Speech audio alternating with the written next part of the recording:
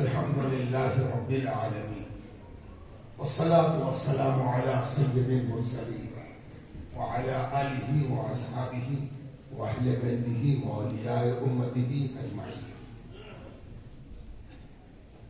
قال الله تبارك وتعالى في القرآن المجيد والفرقان الحميد: وما أرسلناك إلا رحمة للعالمين. آمنت بالله ورسوله وصدق الله المولانا العظيم. حضرت مفتی اسم بامسمہ محبوب علی شاہ صاحب، ڈاکٹر شاعر اللہ خان صاحب، مشائخ رامپور، علماء رامپور، معزز سامعین و حاضرین، عزیز طلباء، نوجوان فضلاء، اس سے پہلے کہ اس باوقار، بارونق، بابرکت مجلس میں کچھ عرض کرنے کی جسارت کی جائے، آئیے ہمارا مل کر اپنی اس مجلس کو مزید متبرک بنانے کے لیے بارگاہ نبوت اور بارگاہ اہل بیت نبوت میں درود و سلام کا ہدیہ پیش کرنے کی سعادت حاصل کی جائے۔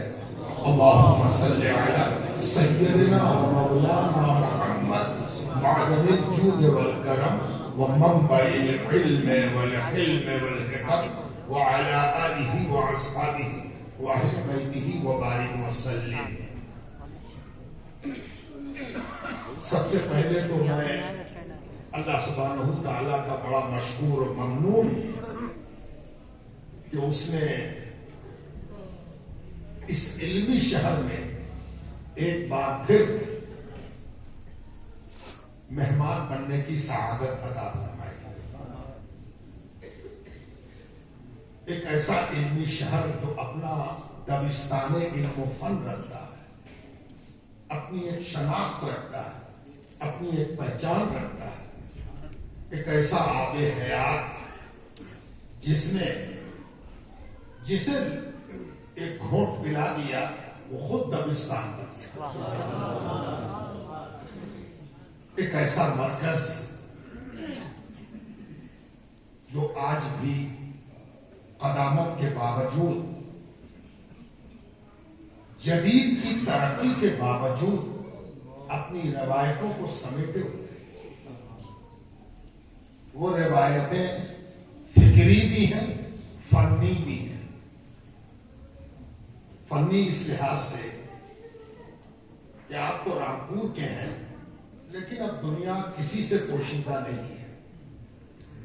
کلام پڑھنے کا جو انداز آج کی دنیا میں پایا جا رہا ہے، وہ بھی رامپور میں دیکھنے سے پتہ چلتا ہے کہ کل کا انداز یعنی فن یہاں ویسے ہی محفوظ ہے جیسا کہ یہاں ہونا چاہیے۔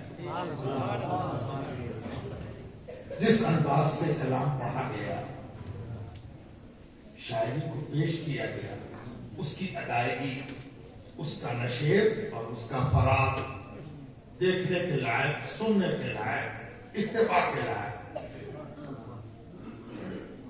اسی طرح سے جو فکری دبستان ہے،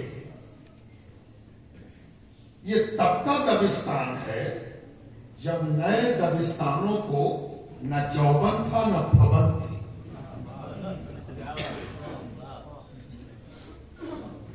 یوون بھی یہیں سے ملا، پھبند بھی یہیں سے ملا۔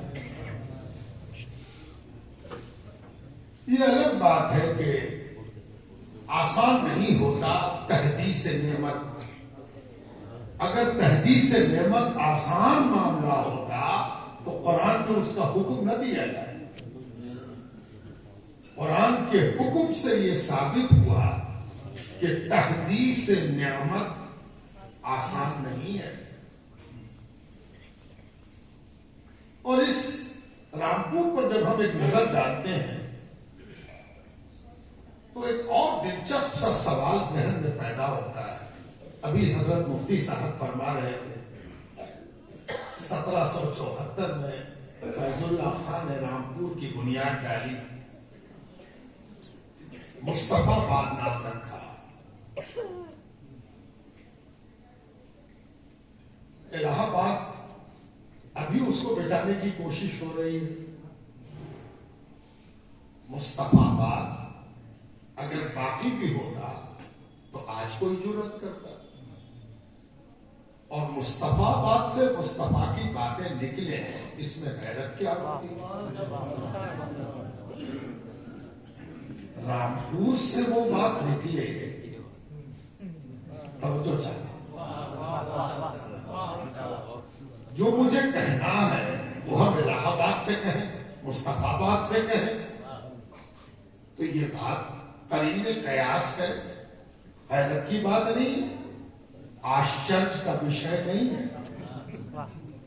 آشچرج کا وشے یہ ہے بالکل اس کے برعکس کہ کفر از کعبہ برخیزت کجا مانت مسلمانی، یہاں کا معاملہ بالکل الگ ہے کہ رامپور سے اسلام کا چشمہ پھوٹا، اور جسے پیاس لگی اس نے اپنی سیرابی یہی کی۔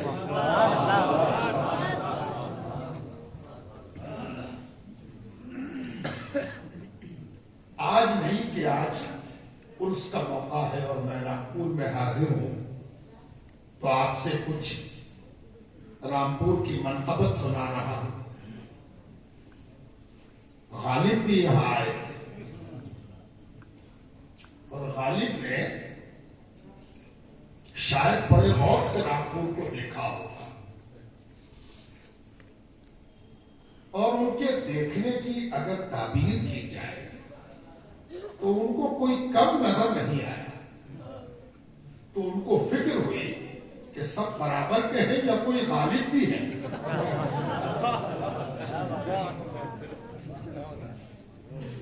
سب برابر کے تو ہیں،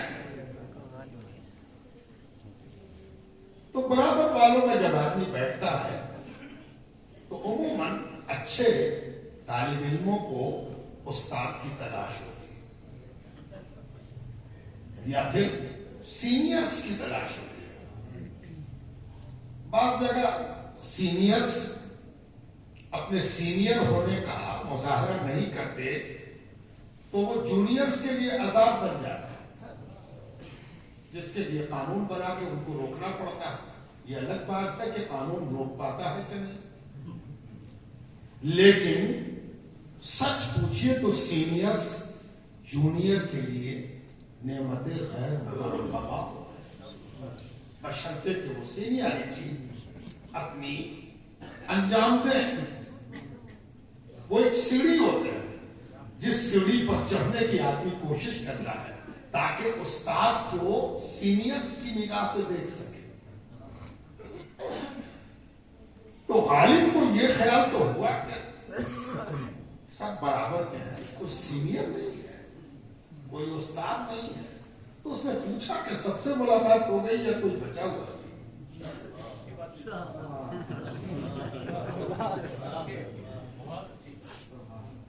رامپور میں قبلہ تلاش کر رہے ہیں، اور پھر آپ جانتے ہیں یہ شہر رامپور ہے۔ میں پورے واقعے کو آپ کے سامنے دہرا کر اپنے حافظے کا امتحان نہیں دوں گا، اشارہ کافی ہے اس نے کہا پہلے اشارت۔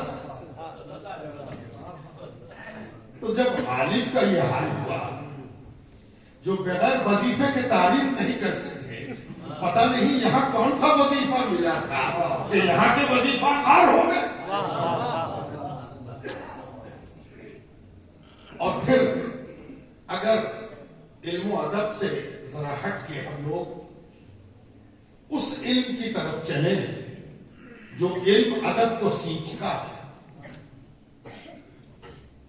اس علم کی بات کریں تو ایسا نہیں ہے کہ فیض اللہ خان یہاں حاکم ہوئے، فرما روا ہوئے تو انہوں نے اورنگزیب کی طرح اور تتار خان کی طرح نہیں سوچا کہ کوئی فتاوی ہندیہ بھی ہو جائے، کوئی فتاوی تتار خانیہ بھی ہو جائے۔ انہوں نے بھی سوچا اور انہوں نے کہا نہیں، اس سلطنت کی، اس ریاست کی حکومت کا منہج طے کرنے کے لیے ایک مجموعہ فتاوا ہونا چاہیے، اور انہوں نے ہزاروں صفحات کو محیط فتاوا فیض اللہ خانیہ یا فیض خانیہ کے نام سے مرتب کرا دیا، جو عربی زبان میں، اور علامہ محمد یوسف زئی جنہوں نے اس کام کو کیا، انہوں نے رامپور کا ایک ایسا باب مکمل کر دیا کہ جب کبھی کوئی مڑ کے رامپور کی طرف دیکھے گا تو اس کو احساس ہوگا کہ یہ کسی فن میں پیچھے نہیں رہا۔ ہاں، یہ ناقدری تو ہو ہی گئی، شاید حکومت کے زوال کی وجہ کر وہ فتاوا عام نہ ہو سکا، شائع نہ ہو سکا، شائع تو نہ ہوا تو نہ ہوا۔ اتنی کتابیں رضا لائبریری نے چھاپ دی، کتابیں تو آج کل چھپتی ہیں، ان کا معیار بھی کسی کو خوش کرنا ہو گیا ہے۔ ہم کسی کو خوش کرنا چاہتے ہیں، ہم کسی کو بتانا چاہتے ہیں کہ ہم بہت سیکولر ہیں، اور اس وجہ سے اپنے سیکولر ثابت کرنے کی کوشش میں ہم معیار بھول جاتے ہیں، اور ہم یہ بھول جاتے ہیں کہ وہ کون سی چیزیں ہیں جن کو اولیت ملنی چاہیے، اور وہ کون سی چیز ہیں جن کو ثانویت اور ثالثیت میں رکھنا چاہیے، ثلث تک جانا چاہیے، یہ بھول جاتے ہیں۔ افسوس کی بات ہے کہ اب تک وہ فتاوا کا مجموعہ شائع نہیں ہوا، نہ اس پر پی ایچ ڈی ہوئی، نہ اس پر بحث ہوئی، کہ آخر فیض اللہ خان کی سنجیدہ کوششوں سے اس یوسف زئی خاندان کے ایک فرد نے علماء رامپور کی مدد سے فقہ و فتاوا کی دنیا کو کتنا وسیع کیا، کہاں پہنچائے۔ ان کے سامنے تو دونوں مجموعے موجود تھے، فتاوی تتار خانیہ بھی موجود تھا، اور فتاوی عالمگیری جسے فتاوی ہندیہ کہتے ہیں وہ بھی موجود تھا۔ اب کام اس سے آگے کہاں بڑھا، وہ کون سا منہج اختیار کیا گیا، یہ بڑا قابل غور ہے، اور اس پر کام ہونا چاہیے۔ وہ آگے بڑھے گا اور اس سے رامپور کا علمی قد اور بلند ہوگا۔ اب اس کے ساتھ ساتھ یہاں کا مدرسہ عالیہ، اس کو آدمی کیسے بھول جائے۔ ایک جگہ اور تھا مدرسہ عالیہ، وہ تو دو ٹکڑے میں بٹا۔ بنگال جب تقسیم ہوا تو انڈیا کا مدرسہ عالیہ اور پھر بنگلہ دیش کا مدرسہ عالیہ، انڈیا کا عالیہ کہنے کو اب یونیورسٹی ہو گیا ہے، عالیہ یونیورسٹی۔ بنگلہ دیش کا عالیہ ظاہر ہے کہ وہاں اس کو وہ شہرت اور عزت ملی۔ آج بنگلہ دیش میں رسیدہ استاد الاساتذہ قسم کے جتنے لوگ ہیں، سب کا تلمس اسی مدرسہ عالیہ سے کہیں نہ کہیں جا ملتا ہے، جو تاریخ میں اب گم ہوا چاہتا ہے۔ یہاں کا مدرسہ عالیہ، اس مدرسہ عالیہ نے جب اپنا علمی آبشار بہایا، بہت سے لوگ اپنے دارالعلوم کی تعریف کرتے ہوئے کہہ دیتے ہیں کہ یہ پہلی کوشش تھی، جیسے ہندوستان میں کوئی مدرسہ ہی نہ ہو، کوئی مرکز ہی نہ ہو۔ یہ بہت ہوتا ہے، بعض لوگ تحقیق کی دنیا میں کھڑے تو ہو جاتے ہیں، لیکن وہ تحقیق کی موشگافی میں کہیں نہ کہیں چوک جاتے ہیں۔ کسی چیز کو اولیت دینا، کسی چیز کو سب سے بڑا کہہ دینا، کسی کو حرف آخر بنا دینا، یہ سب تحقیق کی دنیا میں نہایت غیر تحقیقی ہے۔ اس لیے کسی دارالعلوم کو یہ کہہ دینا کہ یہ پہلی کوشش ہے اور سب سے پہلی ہے، اور جو ہے سو ہے، پہلے کچھ نہیں تھا یہی سب کچھ ہے. یہ دراصل اپنے لا علمی کا بے سلیقگی کے ساتھ اظہار ہے. جب اس دارالعلوم کے بانیان تلمس کی منزل طے کر رہے تھے تو مدرسہ عالیہ ان کو ثانوی تلمس طے کرنا سکھا رہا تھا.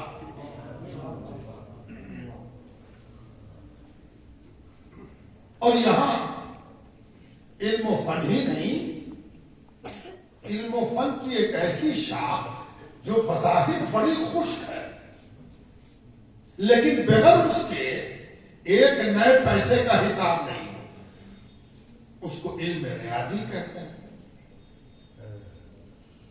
اور اس کا بھی ایک علامہ، وہ بھی عبدالعلی نام کا، اسی سرزمین سے پیدا ہوا.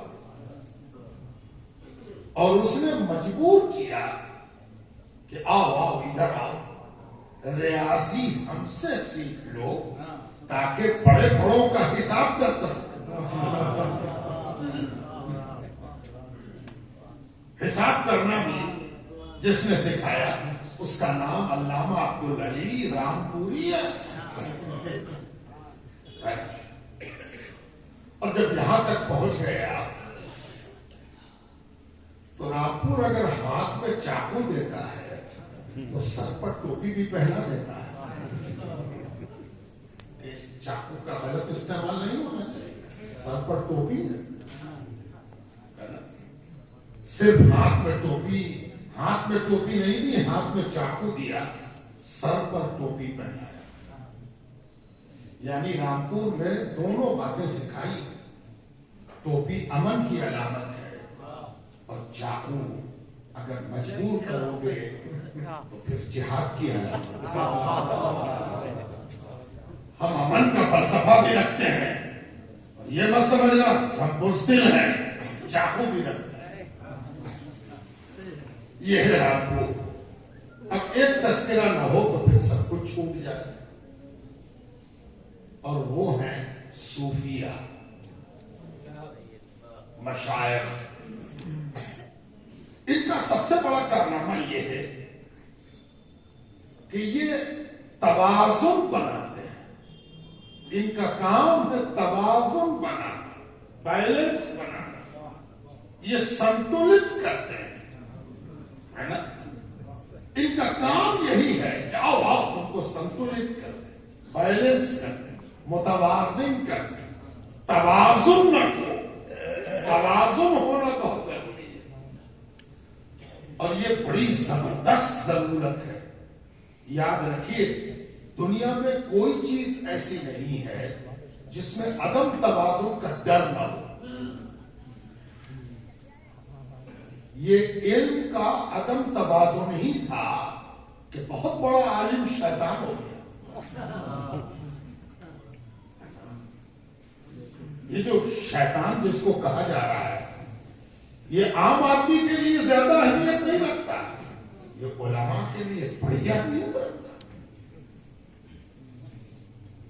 کہ ارے باپ رے باپ، بہار کی زبان، ارے باپ رے باپ، ارے باپ رے باپ، تو عالم ہی سے شرم بنا. تو ہر عالم کو جس سنجیدگی کے ساتھ لاہور پڑھنا چاہیے وہ غیر عالم کے لیے وہ مقام ہی نہیں. عالم جب لاہور پڑھے گا تو بات سمجھ میں آئے گی کہ ارے ابھی تو شیطان کو سمجھ رہا ہے نا. تو یہ توازن صوفیہ کے یہاں پایا جاتا ہے.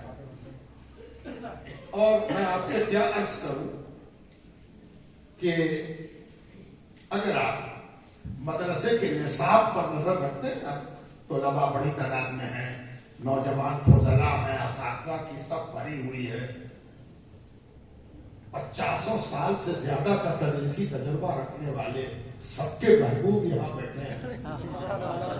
نصف صدی پڑھا دی، یعنی کئی جنریشن پڑھ گیا. دادا بھی کہیں گے میرے استاد، ابا بھی کہیں گے میرے استاد، اور بیٹا کہے گا میرے تو استاد.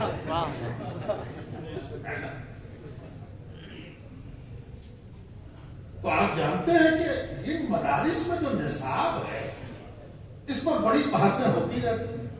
نصاب کیسا ہونا چاہیے, نصاب میں کیا ضروری ہے اور کیا غیر ضروری ہے, کیا بدلنا چاہیے کیا نہیں بدلنا چاہیے, ان سب پر بحث ہوتی رہتی ہے اور ہونا بھی چاہیے. ظاہر ہے کہ جو نصاب ہے وہ نص نہیں ہے. ہمارے معاشرے کی ایک سب سے بڑی دقت یہ ہے کہ ہم نے نص پر ایمان لا کر ایک اور غلطی کر دی ہے کہ شوق وابستگی نص اتنا ہم کو ہو گیا ہے کہ جو نص نہیں ہے اس کو بھی ہم نص بنا کے بیٹھے ہیں. ہم سمجھتے ہیں کہ یہ بھی نص. ارے بھائی یہ نص نہیں ہے, یہ کسی ماہر کا فیصلہ, کسی ایکسپرٹ کی رائے ہے. یہی فتوے کا بھی حال ہے, یہی تشریح کا بھی حال ہے, یہی تفسیر کا بھی حال ہے, یہی تعبیر کا بھی حال ہے, یہی توضیح کا بھی حال ہے. ارے تم نے تفسیر کو بھی نص بنا دیا,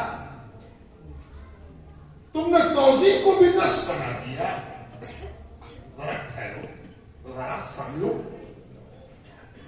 اسلام کا بڑا کنٹریبیوشن ہے. اسلام نے آج کل آپ دیکھتے ہوں گے کہ بہار میں تو بکثرت ہو رہا, اب دیکھ رہے ہیں کہ بہار سے باہر کی چیز شروع ہو کہ جتنے پل وغیرہ بنے ہیں, برج وغیرہ یا سرکاری عمارتیں ہیں, ان کے دیواروں پر آج کل نیا رنگ روگن کر کے کچھ پینٹنگ کی جاتی, کچھ ڈیزائن بنایا جاتا ہے. آپ بھی دیکھ رہے ہوں گے جو نیشنل ہائی وے ہے تو بہار میں بھی, بہار میں پہلے سے یہاں اب دیکھ رہے ہیں بہار میں شروع ہو گیا کہ وہ اسی بہانے معاش ملا مسافروں کو, تو مسافر ایک سے ایک تصویر بناتے ہیں, اتنی خوبصورت. دیکھتے دیکھتے انہوں نے پہلے سفیدی کی, پھر رنگ کیا, اور اس پر ایسی ایسی تصویریں اتار دی کہ دیکھنے والا درد ہے کہ ایسی تصویر ہے جیسے اب بول اٹھے.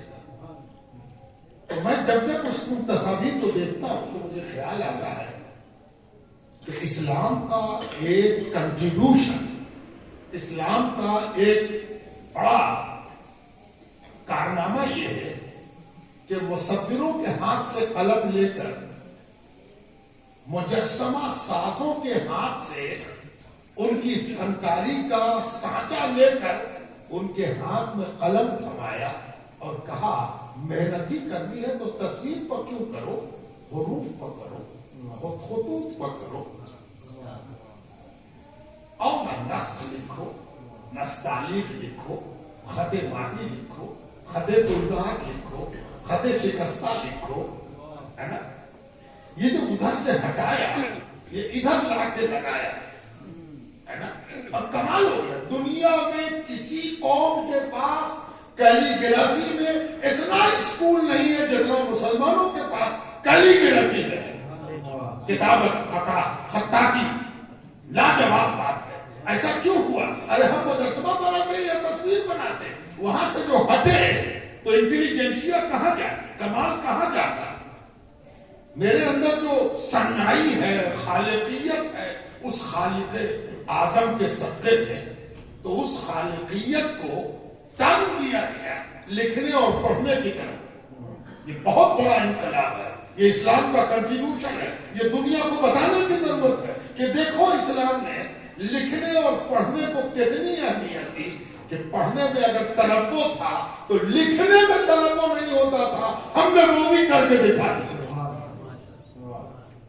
یہ کتابت کا تنوع ہے. تو اس رامپور میں یہ کمال بھی دیکھنے میں آیا کہ یہ جو صوفیہ ہیں, انہوں نے صوفیہ کا جو مشرب ہے, صوفیہ کے کام کرنے کا جو طریقہ ہے, جو اسکول آف تھاؤٹ ہے, جو میتھڈ ہے, وہ بڑا امپورٹنٹ ہے. یہ جو نصاب ہے مدارس کا, میں اس پر ایک ریمارک دے رہا ہوں, ذرا غور سے سنیے گا. کتابیں بہت نہیں بدلی ہیں,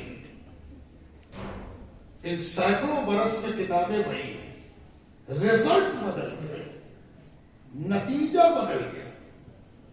کیسے؟ ایسے کہ خواجہ نظام الدین اولیاء قدوری پڑھ کے اپنا نصاب مکمل کر کے شیخ کھوجتے ہیں، پیر کھوجتے ہیں، اہل اللہ کھوج رہے ہیں، اہل اللہ کی صحبت کے شائق ہیں۔ شیخ شرف الدین احمد یحییٰ منیری بخارا سے آئے ہوئے استاد علامہ شرف الدین ابو تمامہ بخاری کی خدمت میں رہ کر علم شریعت کے علاوہ علم کیمیا، سیمیا، ہیمیا بھی پڑھ گئے، لیکن شاہ کھو رہے ہیں، مرشد کھو رہے ہیں، نصاب وہی ہے، نتیجہ کہاں چلا گیا؟ یہ بڑا امپورٹنٹ، بہت اہم بات ہے کہ بھائی نصاب ہم نے بدلا نہیں تو نتیجہ کیسے بدل گیا؟ دراصل بات کیا تھی؟ جس آدمی کو کھڑے ہونے پر اپنے ڈس بیلنس ہونے کا احساس ہوگا وہی نہ کھوجے گا کہ کوئی سہارا ملے جو بیلنس توجہ چاہے۔ ایک چھوٹی سی بالکل سطحی معمولی مثال دے رہا ہے کہ میں کھڑا ہو جاؤں اب مجھے احساس ہو کہ ہم ڈس بیلنس ہو رہے ہیں تو ہم کیا کریں گے؟ سہارا کھوجیں، اب سوچیں گے کہ محبوب صاحب کے قدموں پر اگر گر جائیں تو محبوب کے قدموں پر گرنا تو پوری اردو، فارسی، عربی شاعری کا کمال ہے کہ نہیں؟ تب اصل بات یہ ہے کہ موجودہ زمانے میں اسی نصاب جو کل احساس دلایا تھا کہ تم توازن کھو رہے ہو، وہ اس زمانے میں یہ احساس دلا رہا کہ تم سے زیادہ متوازن کون ہے؟ تم سے زیادہ متوازن کون ہے؟ تم ہی تو ہو، تمہارے علاوہ سب ڈسپائلنس، تمہارے علاوہ سب وزن کھو چکے ہیں۔ یہ اس نصاب کی بدقسمتی ہے جو اس زمانے میں نظر آ رہی ہے۔ نصاب وہی، نتیجہ بدل گیا، اور اس لحاظ سے اس نصاب پر نظر ثانی کی ضرورت ہے جس پر میں زیادہ اس موقع پر نہیں بولوں گا۔ یہ جو صوفیاء کرام ہیں، مشائخ کرام ہیں، آپ سوال کر سکتے ہیں ہم سے کہ کیا ڈس بیلنس، کیا عدم توازن، اس کو بھی کھول دیجیے۔ جی، آج کے جو مسائل ہیں جب ان پر آپ ایک نظر ڈالیں گے تو آپ کو محسوس ہوگا کہ مسلمانوں کے سارے مسئلے کا جو ان کے آپس میں چلتا ہے، مسلمانوں کے آپسی تنازعات، آپسی اختلافات، ان کو کوئی کہے آپ سے کہ ایک جملے میں سمجھ لیں۔ یہاں طلباء بڑی تعداد میں بیٹھے اور میرے خیال میں زیادہ تر اونچے درجات کے ہیں، اب ایک جملے میں سمجھنا ہے مسلمانوں کا آپسی اختلاف، اس کو ایک جملے میں بتائیے۔ آپ کیا سوچ رہے ہیں؟ آپ کیا سمجھتے ہیں؟ آپ کی کیا انالائسس ہے؟ آپ کا کیا حاصل مطالعہ ہے؟ تو چلیے میں بتاتا ہوں میں نے کیا سوچا، اور میں خود جانتا ہوں کہ اس کے علاوہ بھی اہل علم کی رائے ہو سکتی ہے، میری رائے فائنل نہیں ہے، میری سوچ ہے، ہم ایسا سوچتے ہیں۔ ہو سکتا ہے کہ کل کے دن آپ کی کوئی اچھی رائے آ جائے تو میں پوری خندہ پیشانی کے ساتھ اس بات کا اعلان کروں گا کہ میں اپنے جملے سے رجوع کر رہا ہوں۔ حیرت کی بات ہے کہ یہ رجوع کرنا کب سے کفر ہو گیا؟ رجوع کفر ہو گیا۔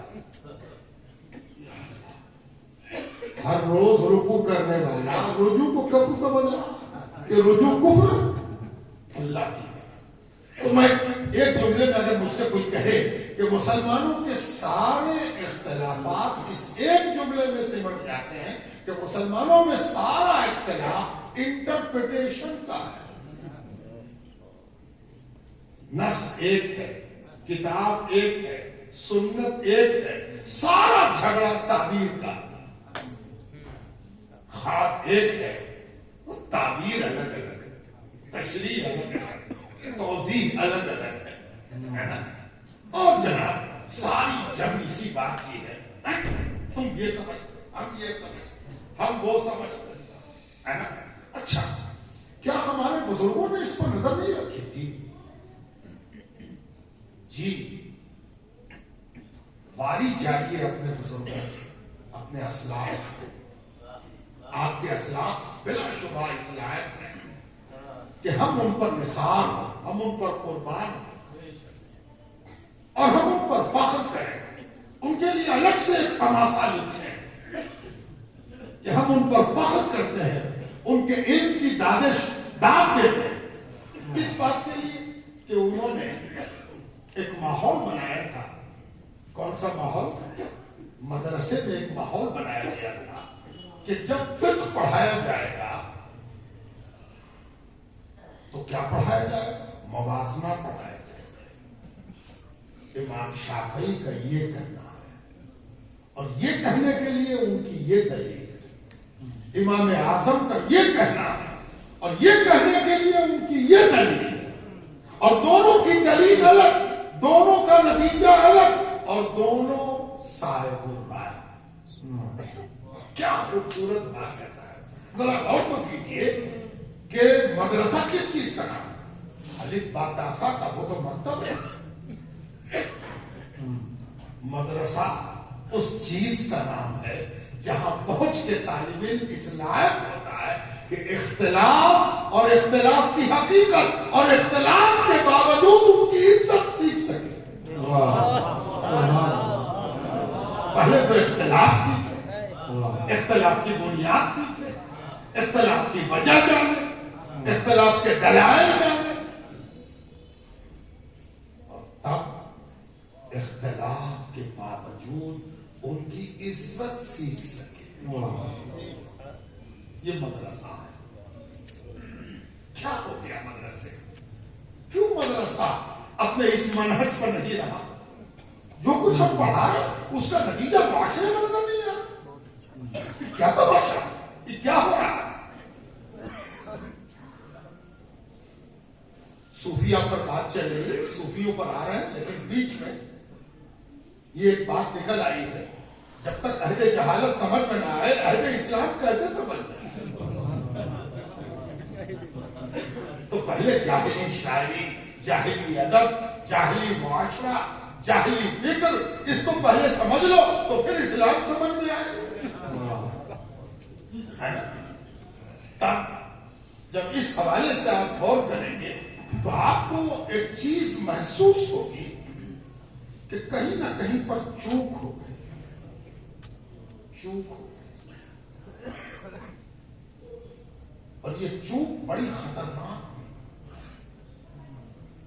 حیرت کی بات ہے کہ فقہا، ہر زمانے کا فقیہ اپ ڈیٹ ہوتا ہے، الحمدللہ۔ یہ فقیہ کی بڑی بات ہے کہ فقیہ ہمیشہ اپنے زمانے کے ساتھ کھڑا ہوگا، نہیں کھڑا ہوگا تو وہ فقیہ نہیں ہے، وہ کسی کتاب کا پرانا ورق ہے، بوسیدہ ورق ہے۔ اور اگر فقیہ ہے تو اپنے زمانے کے اعتبار سے بالکل تازہ ہوگا، اس سے جو تازہ بات پوچھی جائے گی اس کا وہ قدیم کے حوالے سے تازہ جواب دے گا، اس کو فقیہ کہتا ہے۔ تو جب فقیہ ہر زمانے کا تازہ ہوگا تو کل کے اختلاف کو وہ عزت کے ساتھ پڑھا رہا ہے، تو موجودہ اختلاف میں بات کیسے بھول گیا؟ بڑی اہم بات ہے، اور یہ بات اس لیے اہم ہے کہ اس وقت یہ ہم سب کا مسئلہ ہے، یہ رامپور کا مسئلہ نہیں ہے، یہ پوری دنیا کا مسئلہ ہے، مسلمانوں کا مسئلہ۔ اور یاد رکھیے، مسلمانوں کا مسئلہ اس لیے اہمیت رکھتا ہے کہ جس دن مسلمان اپنا مسئلہ حل کر کے اپنے وجود کو بامانہ نہیں بنائے گا، پوری دنیا پریشان رہے گی۔ ہم ہیں مسئلے کا حل، مسئلے کا حل کون ہے؟ مسلمان۔ یہ اسی لیے پیدا کیا گیا تھا کہ دنیا کے مسائل کو حل کرے گا، یہ تو اپنے ہی مسئلہ کو حل کرے گا۔ اس لیے ہم دنیا کا پرابلم بن گئے ہیں. اس لیے نہیں، بہت سے لوگ سمجھتے ہوں گے کہ دنیا کا پرابلم کیسے بن گیا. دنیا کا پرابلم اس لیے بن گئے کہ ڈاکٹر ہی بیمار ہو گیا. اتنا بیمار ہو ڈاکٹر کہ سارے مریض بیچارے ڈاکٹر کی بیماری دیکھ کر اپنے ہی مرض میں خود ساختہ مرے چلے جا رہے ہیں. کوئی علاج ہی کرنے والا. مسلمان حکیم ہے، ڈاکٹر ہے، طبیب ہے، اس کا کام ہے لوگوں کا علاج کرنا. وہ کیا علاج کرے گا؟ وہ تو خود بیمار ہو گیا، وہ تو خود پریشان ہو گیا، وہ تو خود الجھ گیا، وہ تو خود پریشان ہے. خود حکیم ہے، خود اٹینڈنٹ ہے نا، خود مریض ہے. عجیب حال ہے. اس حال میں، اس معاملے میں جب صوفیاء کرام کی طرف آپ دیکھیں گے تو آپ کو پتہ چلے گا کہ اختلاف پڑھاتے علماء ہیں. اختلاف کے باوجود عزت کرنا پڑھاتے علماء ہیں. عمل صوفیاء کرتے ہیں، عمل صوفیاء کرتے ہیں، اور وہاں سے وہ لیتے ہیں کہ پڑھ کے تو آئے ہو، عمل میں کیوں نہیں ہے تمہارے؟ ہے نا؟ اچھا دیکھیے عمل کیا ہوگا. آپ تو جانتے ہیں کہ عمل کیسے ہوتا. وہ مدرسے میں پڑھاتے ہیں حضرت امام شافعی، اللہ ان کی ذات پر، ان کی قبر مبارک پر رحمت نازل کرے. کس کے کہیے یہ بھی حنفی ہونے کی دلیل ہے. امام شافعی کے لیے آپ کے دل کا دروازہ اسی طرح کھل رہا ہو جیسے امام اعظم کے لیے کھلتا ہے نا. اور یہ فیضان ہے، یہ فیضان رکتا نہیں ہے. یہ فیضان جانتے ہیں کس کا ہے؟ لا نفرق بین احد من الرسل. یہ جو پروردگار نے پڑھایا تھا کہ رسول اللہ کی جو امت ہوگی، حضور پاک علیہ السلام کی جو امت ہوگی، اس کی ایک بڑی کوالٹی یہ ہوگی کہ لا نفرق بین احد من الرسل. یہ کسی رسول کے ساتھ تفریق نہیں کرے. تو جو رسولوں میں تفریق نہیں کرتا وہ ائمہ کی تفریق کیسے کرتے؟ شریعت کے فرق کے باوجود جب نبیوں کے درمیان تفریق نہیں کرتا تو اس نے سیکھ لیا ہے کہ جب الگ الگ انبیاء کے درمیان تفریق نہیں ہوگی تو ایک امت کے ائمہ کے درمیان تفریق کیسے ہوگا. امام شافعی مجتہد ہے، کوئی دو رائے نہیں. دنیا کا اجماع. اور یہ بھی معلوم ہے کہ مجتہد اس کو کہتے ہیں جو کسی معاملے میں قرآن اور سنت اور اجماع کے علاوہ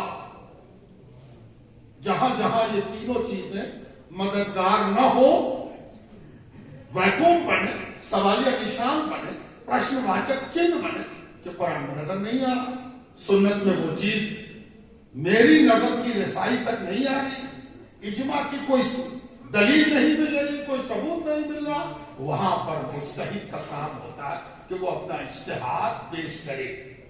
واجب ہے اس پر کہ وہ اجتہاد کرے، لازم ہے اس پر کہ وہ اپنی راہ خود طے کرے. لیکن کبھی کبھی کیا ہوتا، امام شافعی ایک روز نماز پڑھ رہے ہیں. کسی نے ان کو دیکھا تھا کہ نماز پڑھنے سے پہلے خط بنا رہے، بال بنوا رہے، خط بنوا رہے، ناخن بنوا رہے. نماز پڑھ کے تمام کیا تو ایک ان کے مسلک کا پیروکار آگے بڑھا اور اس نے کہا امام ایک بات کہنا. کہا بولو. کہا حضرت آپ نے تو بال بنوایا تھا نماز سے پہلے، خط بنوایا تھا، ناخن بنوایا. جی ہاں. اچھا تم دیکھ رہے تھے؟ ہاں دیکھ رہے تھے. بولو کیا بات؟ حضرت کاندھے پر دیکھا کہ کچھ بال موجود ہیں. خط جو بنوایا، ناخن جو بنوایا، اس کے کچھ فضلات ٹکڑے جسم پر نظر آئے. اور آپ نے نماز پڑھ لی، جبکہ آپ کے نزدیک جب تک ان سے پاکی نہ حاصل کی جائے، ان کو دور نہ کیا جائے، طہارت میں سوالیہ نشان ہے۔ اب امام شافعی کا جواب سنیے اور دیکھیے اسلام کس منہج پر ہمیں لے جانا چاہتا ہے، اسلام کیا کہنا چاہتا ہے، اسلام کیا بتانا چاہتا ہے۔ امام شافعی نے جواب دیا، امام ابو حنیفہ کے نزدیک بالوں کے کچھ اجزاء اگر بدن پر نظر آ جائے تو طہارت میں فرق نہیں پڑتا۔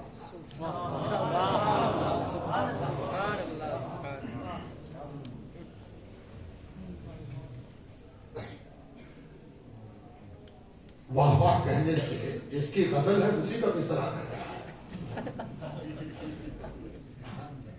یہ مشکل ہو گئی کہ مصرع ان کا ہے، بابا کیا مصرع ہے، بابا ارے یہ مصرع نہیں ہے، یہ تو گائیڈ لائن ہے۔ کہاں چھوٹ گئے ہم، کہاں رہ گئے ہم؟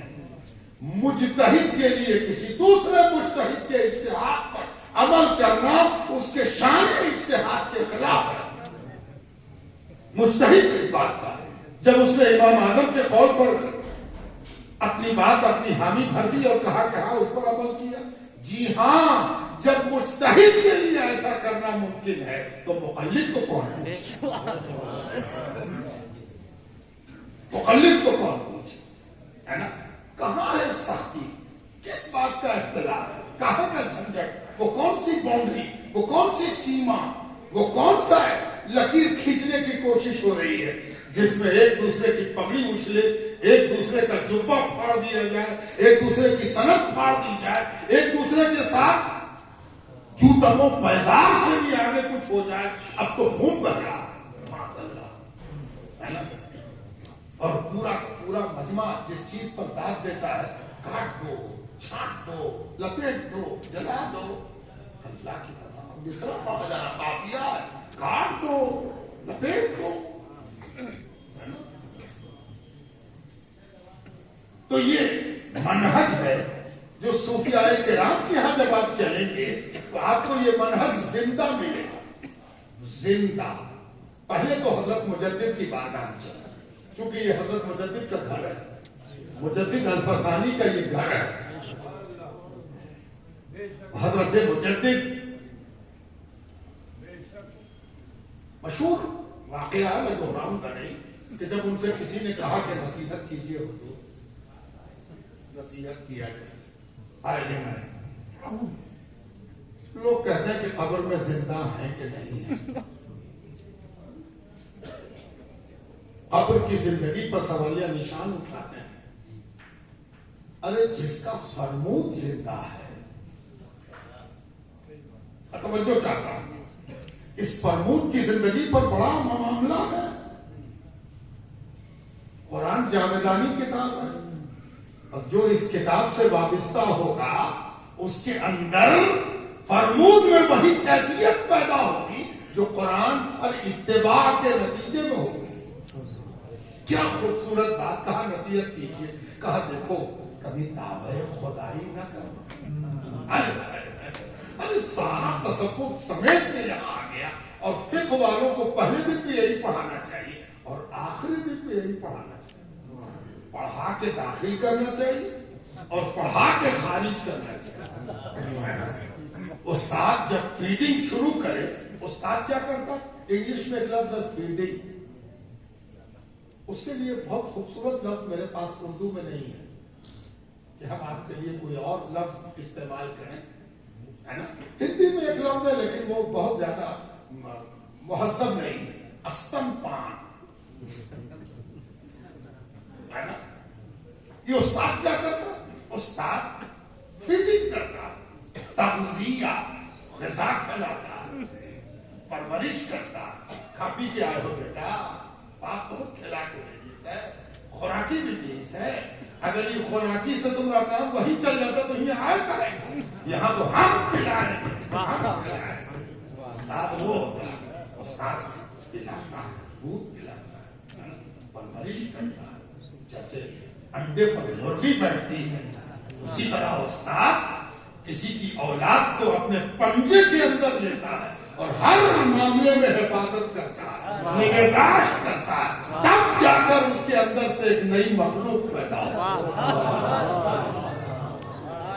تو استاد نے جب آیا کہا اعوذ باللہ بسم اللہ تو ہوتے کیا بابو، ذرا صحیح بھی پڑھو نا، خدائی کا دعویٰ کبھی نہ کرو۔ اعوذ باللہ، خدائی کا دعویٰ کبھی نہ کرو، جو ہم چاہیں میں سے ہو جاتا ہے۔ ارے توبہ توبہ، یہ توحید کے ایسا منافی ہے کہ یہ کر کے اور توحید کا نام لے، اس سے توحید چھین لینی چاہیے۔ تو توحید کیا بیان کرے گا؟ جو تو نے چاہا سو ہو جائے۔ وقت کا فرعون تو ہی ہے، اسی کا نام فرعونیت ہے کہ جو ہم چاہیں گے سو ہو جائے، جو ہم چاہتے ہیں سو ہو جائے، جو ہم چاہیں وہی ہو، جو ہم چاہیں وہی ہو، یہی فرعونیت ہے۔ نام بدلتی رہتی ہے، مصر میں کچھ اور، یہاں کچھ اور، اسی کا نام فرعونیت ہے۔ اور دوسری نصیحت کیا تھی؟ دیکھو دعوی نبوت بھی نہ کرنا، اللہ دعوی نبوت، ہائے مجدد صاحب، اور کچھ نہ ہوتا، یہی آپ کے دو جملے ہوتے جو ملا کے ایک جملے ہیں، یہی کافی تھے آپ کی عظمت کے لیے۔ کبھی دعوی رسالت بھی نہ کرنا، خبردار، اس لیے کہ یہ شان صرف انہیں کی ہے، انکار کیا نہیں کہ گیا، انکار کیا نہیں کہ گیا۔ خبردار تم میں سے کوئی ایسا نہ ہو جو اپنے انکار پر اسی طرح ٹریٹ کرے جس طرح نبی کے انکار پر ہوتا ہے۔ کام جایا کرو، تمہارا کوئی انکار کرے تو کہہ دیا کرو ہاں ہاں انکار کر سکتے ہو، ہم کوئی نبی تھوڑی ہے کہ ہمارے انکار سے باہر ہو۔ کہاں ہو تم؟ اگر کوئی انکار کرے تو اٹھ کے سجدہ کر لیا کرو، اٹھ کے کیا کرو، بیٹھے بیٹھے نہیں، اٹھ کے کیا کرو، تاکہ تم کو احساس ہو کہ ہم کس بات کا سجدہ کر رہے ہیں۔ اس نے انکار کر دیا ہے اور انکار کر کے بھی ہم اس کی سلامتی کی دعا کریں گے، یہی میرے امتی ہونے کی دلیل ہے۔ ہم امت ہے، امتی ہونے کی دلیل نہیں ہے۔ اور یہ کام کون کرتا ہے؟ صوفی کرتا ہے۔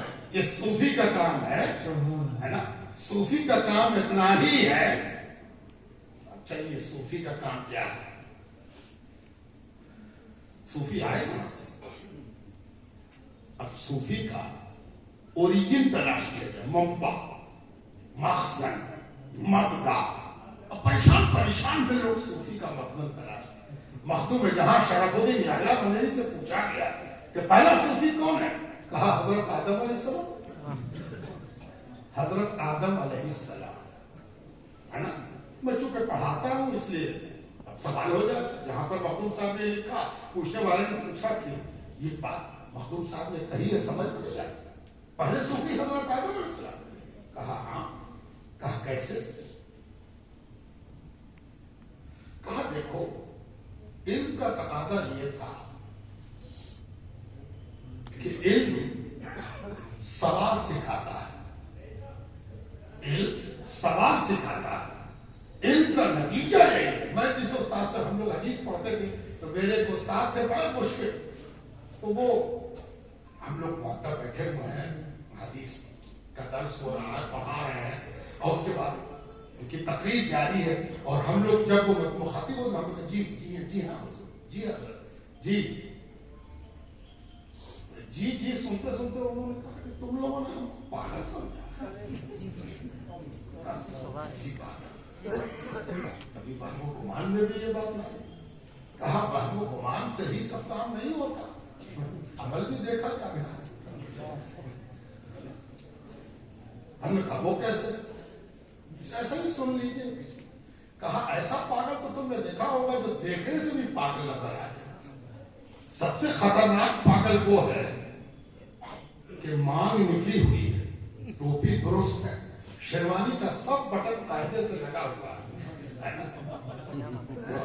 پاگل، یہ بڑا خطرناک پاگل۔ اور کہا حضور مطلب یہ کہ ہم نہیں سمجھ پا رہے۔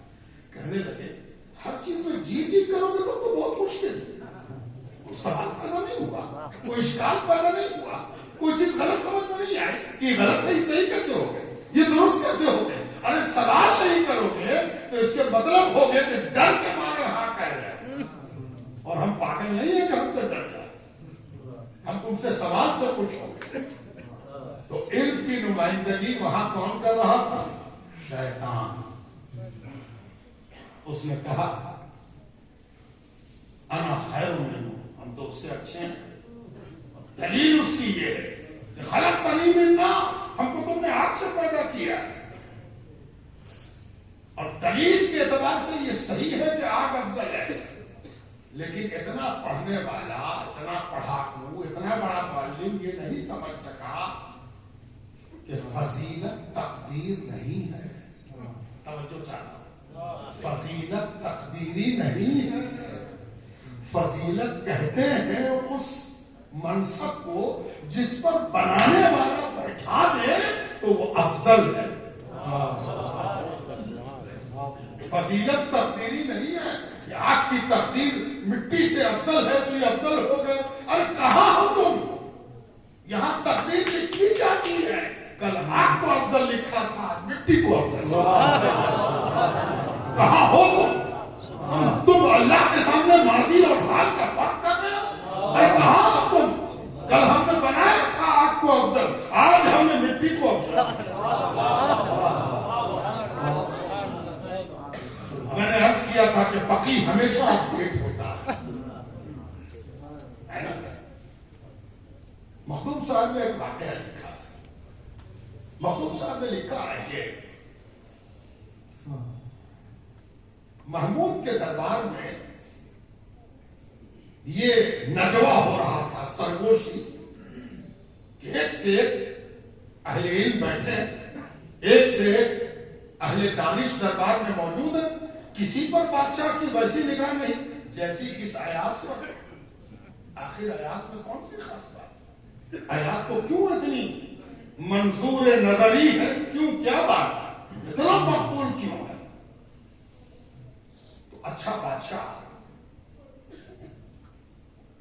टोह लेता रहता है। वो बादशाह ही नहीं है जो टोह न ले। इस टोह लेने के लिए बादशाह लोगों को बहुत खर्चा करना पड़ता है। आपको मालूम ही है कि अभी कहां से उन्होंने एक सबील खोजी कि किसको कैसे टोह में लिया जाए। इसके पता करने के लिए पूरी एक खरीदारी हुई और बड़े बड़े उसमें परेशान है कि मेरी भी टोह है, हम भी टोह में है, हमारा भी रिकॉर्ड हो रहा है ना। तो बादशाह को टोह लेना पड़ता। तो बादशाह टोह ले रहा था तो बादशाह ने कहा कि अच्छा ये सवाल पैदा होगा, चलो। उसने अपने खजाने से महमूद गजनवी ने कीमती जवाहरात का एक पूरा बक्सा मंगवाया और जवाहरात कीमती से कीमती, और उसके बाद बड़े बड़े ऑफिसरों को बुलाया, वजीरों को बुलाया, उमरा और रूसा को बुलाया और सबको एक एक हवाले किया, तुम अयास को भी बुलाया, उसको भी। उसके बाद कहा कि जरा इसको चूर के लाओ, जरा इसको चूर के ले। अब लेके चले, बड़ा अटपटे मन से सोच रहा है इतना कीमती है, नगीना है, और इसको कह रहे हैं कि चूर के ले। क्या करें, क्या करें? सब सोच रहे थे, सोचते सोचते बड़ी बड़ी मुश्किल से तोड़े कि न तोड़े, बड़ा मुश्किल। अयास गया, चूर के लेके चला। बाकी लोग इंतजार में थे कि पहले अयाज ही रुसवा हो, पहले अयाज रुसवा हो जाए फिर भी चूर लेके आया। बादशाह ने पैबर बदला और कहा, अरे जरा तुमको अकल नहीं है, कितनी कीमती चीज को चूर के ले, इतनी कीमती चीज तुमने बुरादा करके चूर लिया, जरा एहसास ना हुआ इसकी कदर और कीमत। सबके मुंह पर जवाब यह था कि आप ही ने तो कहा था। सबने क्या कहा? आप ही ने तो कहा था, आप ही का तो हुक्म था। जिसने चूरा था वो भी बोल रहा है, जिसने न चूरा था वो भी बोल रहा है। बादशाह ने अयास को देखा और पूछा कि तू क्या कहता है? अयास ने कहा, भले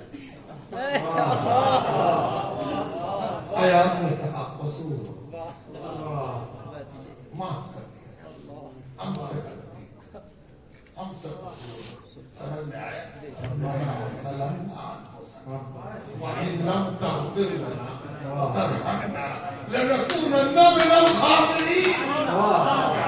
एक तरफ शैतान कह रहा जमा अगुवाई करी, तूने ही हमें गुमराह किया है, दूसरी तरफ हज़रत आदम कह रहे रब्बना सलमना व इन लम तग़फिर लना व तरहमना लनकुनन्ना मिनल खासिरीन। हे परवरदिगार, हमसे गलती हो।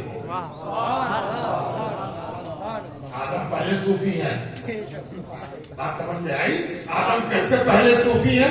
आदम पहले सूफी इस तरह है कि परवरदिगार ने जब उनसे पूछा भाषा आदम रब्बो, आदम गलती कर गए, तो ये नहीं कहा कोई पत्ता बगैर तेरे हुक्म के हिलता है, कहा अपना सलमना व इन लम तग़फिर लना व तरहमना लनकुनन्ना मिनल खासिरीन।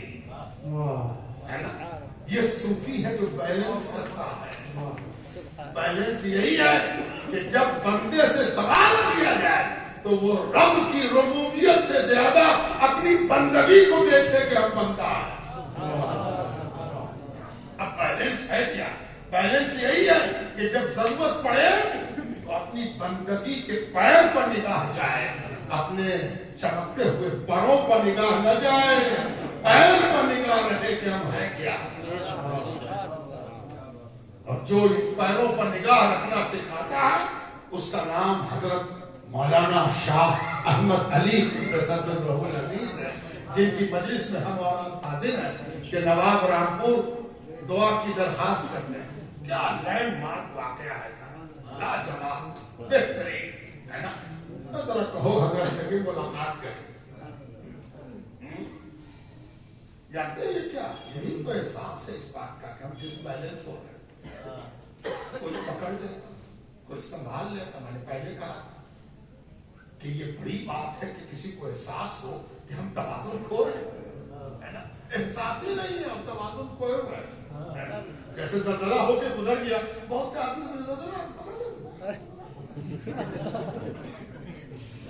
को कुछ पता न चला। नवाब साहब को एहसास हुआ सहारा और अच्छा हाकिम इसलिए ज्यादा परेशान होता है कि उसका अदम तवाज़ुन मुल्क का अदम तवाज़ुन है, सल्तनत का अदम तवाज़ुन है, पूरी शासन प्रणाली का अदम तवाज़ुन है। उसको फिक्र, सोचा कि खुद से हाजिर होंगे तो अच्छी बात होगी। हाल कहलवा के दवा लेने से अच्छा है कि डॉक्टर खुद नफ्स पकड़े। तो कहा कि इजाजत मिल जाती तो खुद से हाजिर। तबीब ने कहा कि ना, ये रवायत अच्छी नहीं है, वो आज आएगा तो मेरी गरीब आवाम जो मेरे दरवाजे पर आती है झूठ मूठ का धक्का खाएगी कि नवाब साहब आए। और एक बार जहां आने का मामला हो गया फिर तो नवाब दरवाजा देख लेगा, तब तो बहुत मुश्किल है। लेकिन अगर कोई लड़खड़ाता हुआ निदा करता है तो ये लाजिम है कि उसको सहारा दिया। क्या कहा? 3 शर्त है, 3 शर्त के साथ हम दुआ करें। मकसूद तो दुआ ना है, मुलाकात जरूरी नहीं है। अगर मुलाकात जरूरी होती तो बंदा भी रब से मुलाकात करके दुआ करता। तवज्जो चाहता हूं, हाँ तवज्जो चाहता हूं। अगर मुलाकात जरूरी होती तो दुआ कराने में क्यों जरूरी समझ रहे हो? जिससे मांगना है उससे मुलाकात हुई है तो उससे दुआ करोगे। तो जब बगैर मुलाकात के दुआ जायज है तो दुआ करना भी जायज है। तुम अपनी जगह रहो, हम अपनी जगह रहो। 3 शर्त, 3 शर्तों में असल बात। पहली शर्त आए है, ये न कहा कि खानका के सामने की सड़क सही हो जाए, बड़ा बड़ा गेट बन गया रामपुर में, हो सकता है कि बनाने वाले को फांसी ही हो जाए, यही देना चाहिए फांसी। हमको याद है कि केस में किसी ने कहा हुजूर ये बहुत बड़ा मुजरिम है, इसको तो बेल नहीं होना चाहिए, बेल होना नहीं चाहिए, इसको बेल नहीं दिया। پارٹی کا وکیل سنتے سنتے کھڑا ہوا. اس نے کہا کہ حضور یہ بہت محنت کر رہا ہے, اچھا ہوگا کہ یہ حکم کر دیا جائے کہ اس کو پھانسی دے دیا, پھانسی دے دو نا, ٹھیک ہے. سب ڈس بیلنس ہے, سب کو بیلنس کی تلاش ہے نا. بیلنس دینے والے نے کہا 3 شرط ہے تبھی زلزلہ ختم ہوگا, 3 شرط پوری کرو. کہا پہلی شرط, کہا پہلی شرط یہ ہے کہ عوام, بیچاری عوام لکھوا کے, سنوا کے, پڑھوا کے درخواست دیتی ہے, اور درخواست پڑھی تو کون پوچھے درخواست, کئی مہینے گزر گئے, درخواست پر کوئی رد عمل نہیں, پتہ نہیں پھینکا گئی, نچا گئی, پھٹ گئی, کون پوچھے کسی کی درخواست. اس سے عوام کو بہت نقصان ہوتا ہے, عوام بہت پریشان ہوتی ہے. اور سنو, جب عوام پریشان ہوگی, عوام بادشاہ سے نا امید ہوگی, تو اللہ سے امیدواری کا حق کہاں پہنچے گا؟ اللہ سے امیدواری کا حق اسی کو ہے جو بندوں کو نا امید نہ کرے. ایسا کرو کہ ایک آرڈیننس پاس کر دو کہ زیادہ سے زیادہ 1 ہفتہ لگے گا, درخواست پر آرڈر ہو جائے.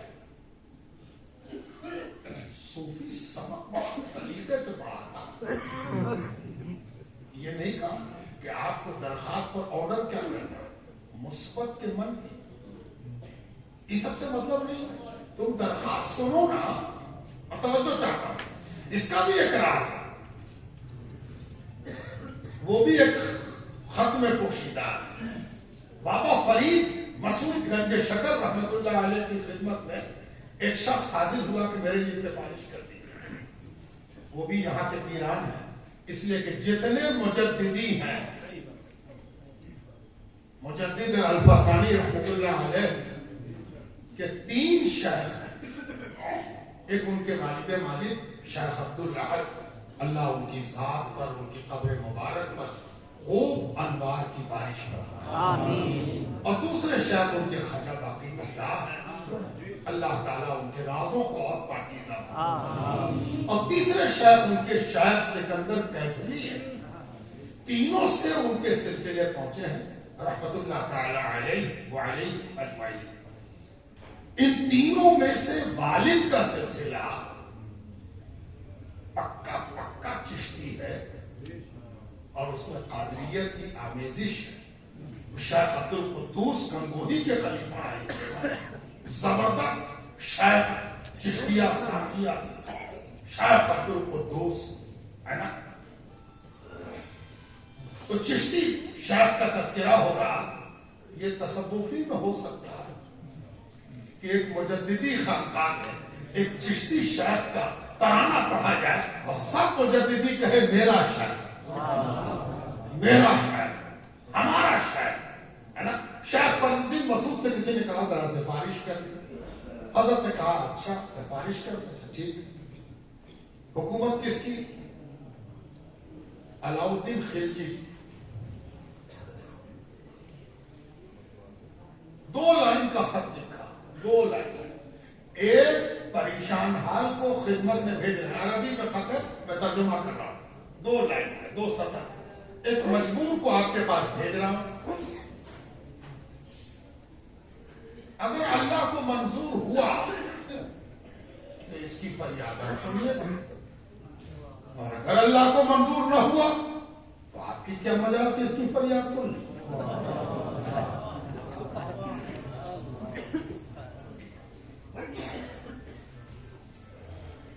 کیا بیلنس درست کرتے ہیں صوفیہ ہے نا.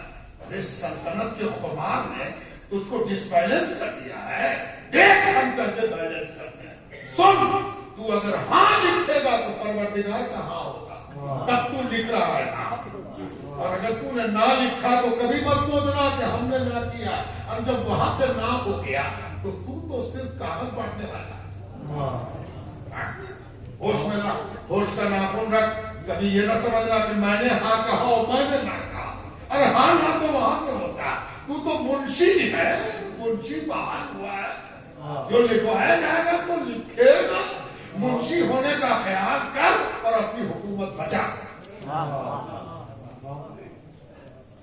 کہا پہلی شرط 1 ہفتے میں درخواست پر آرڈر. جو 1 ہفتے کا خیال رکھے گا وہ درخواست میں کی گئی درخواست کو کیسے بھول جائے؟ وہ اپنے آپ کو یہ جو شرط ہے، اس شرط پر اگر آپ ایک نظر ڈالیں گے تو آپ کو محسوس ہوگا کہ یہ صوفیاء کرام عوام سے کس قدر قریب ہیں، بندگان خدا سے کس قدر قریب ہیں. اور یاد رکھیے سلطنت ڈس بیلنس تبھی ہوتی ہے جب وہ عوام سے دور ہو جائے. عوام سے جیسے ہی کٹے گی وہ ڈس بیلنس ہو ہی جائے. ڈس بیلنس ہو کے رہنا. اگر ڈس بیلنس نہ ہو تو اس کے مطلب یہ ہے کہ بہت گمبھیر قسم کا ڈس بیلنس ہے. ٹھیک سے پتہ نہیں چل رہا، پتہ چل جائے بہت جلدی چل جائے، بہت قریب چل جائے گا کہ عوام سے دوری آپ کو کیا کراتی ہے. اس لیے اس بات پر توجہ ہونی چاہیے کہ کہیں ہم اپنا سنتولن تو نہیں کھو رہے ہیں. اور تینوں شرطوں پر آپ کی نظر ہے. رامپور ہے، اس لیے میں زیادہ اس حوالے میں نہیں جاتا، لیکن آپ کو یہ پتا چل رہا کہ حضرت جن کے پاس ہم لیٹے ہوئے، جہاں پر حضرت لیٹے ہوئے وہاں ہم بیٹھے ہوئے، حضرت قطب ہے وہاں کے. اب قطب کی ایک پہچان یہ ہے کہ وہ جس علاقے کا قطب ہوتا ہے اس علاقے کے آخری آدمی پر بھی اس کی نظر ہوتی ہے. آخری آدمی پر بھی اس کی نظر ہوتی ہے. یہ جو پہلی شرط ہے یہ بتا رہی ہے کہ حضرت کو پہلی سب کے لوگوں کی فکر نہیں ہے، آخری سب اور آخری سب والوں کی جس کو فکر ہو جائے وہ تو وہ اپنے علاقے کا صاحب خدمت ہے. اس وہی وہ مخدوم ہے اپنے علاقے کا، اسی کو مخدوم کہتے ہیں. تو آج جس مخدوم کے عرس میں ہم اور آپ شریک ہو رہے ہیں، مشترکہ عرس جس میں کئی بزرگوں کا عرس شامل کر دیا گیا، یہ بھی ایک بڑی بات ہے کہ کئی بزرگوں کا عرس ملا کے شامل کر دیا جائے. تو صوفیانہ اعتقاد ہمیں بتاتا ہے کہ جب ایک عرس بابرکت ہے تو کئی عرس کی برکتوں کا کیا حال ہے. اگر عرس برکتوں کے نزول کا سبب ہے تو جس میں کئی بزرگ آپس میں مل جائیں تو اس کی برکتوں کا عالم کیا ہو. اور یہ جو صوفیاء کرام ہیں، ان صوفیاء کرام کے کام کرنے کے ڈھنگ پر میں نے کچھ باتیں آپ کے سامنے رکھی. اب آپ کو صوفیاء کرام کے کام کرنے کے منہج کیسے وہ ڈس بیلنس ہونے سے معاشرے کو بچاتے ہیں، اس پر بھی ایک توجہ اور ہو جائے تاکہ رامپور بھی سمجھ میں آئے. رامپور میں سلسلہ مجددیہ حضرت مفتی محبوب صاحب آپ سے فرما رہے تھے، بلا شبہ یہ وہ شہر ہے جہاں ہر سلسلہ اپنی رنگت اور نکھار کے ساتھ موجود ہے. اگر حافظ جمال اللہ شاہ صاحب رحمت اللہ تعالی علیہ کی وجہ سے یہاں مجددیت کا جھنڈا گڑا ہوا ہے تو حضرت عبداللہ بغدادی احراری کی وجہ سے یہاں قادریت کا لوا بھی اس کا اڑ رہا ہے نا. اور میرا اس شہر سے بڑا تعلق اس لحاظ سے ہے کہ آپ کے شہر کے عظیم بزرگ حضرت عبداللہ بغدادی پٹنہ حاضر ہوئے تھے اور ہمارے حضرت قطب العالم مخدوم شاہ محمد مونی پاکباز رحمت اللہ تعالی علیہ، جن کا میں 12واں خادم ہوں، مجھ سے پہلے 11 خدمت کرنے والے ہو چکے ہیں، ان کی خانقاہ میں حضرت حاضر ہوئے اور حضرت کا وہ آخری سال تھا. یہ 1185 ہجری کی بات ہے. 1185 ہجری 1771 عیسوی 1771 میں حضرت پٹنہ گئے ہیں اور وہ ہمارے حضرت کا آخری سال تھا. یعنی اسی سال حضرت نے رجب المرجب کی 12 کی شب کو نثار فرمایا. عمر آپ کی 103 سال تھی.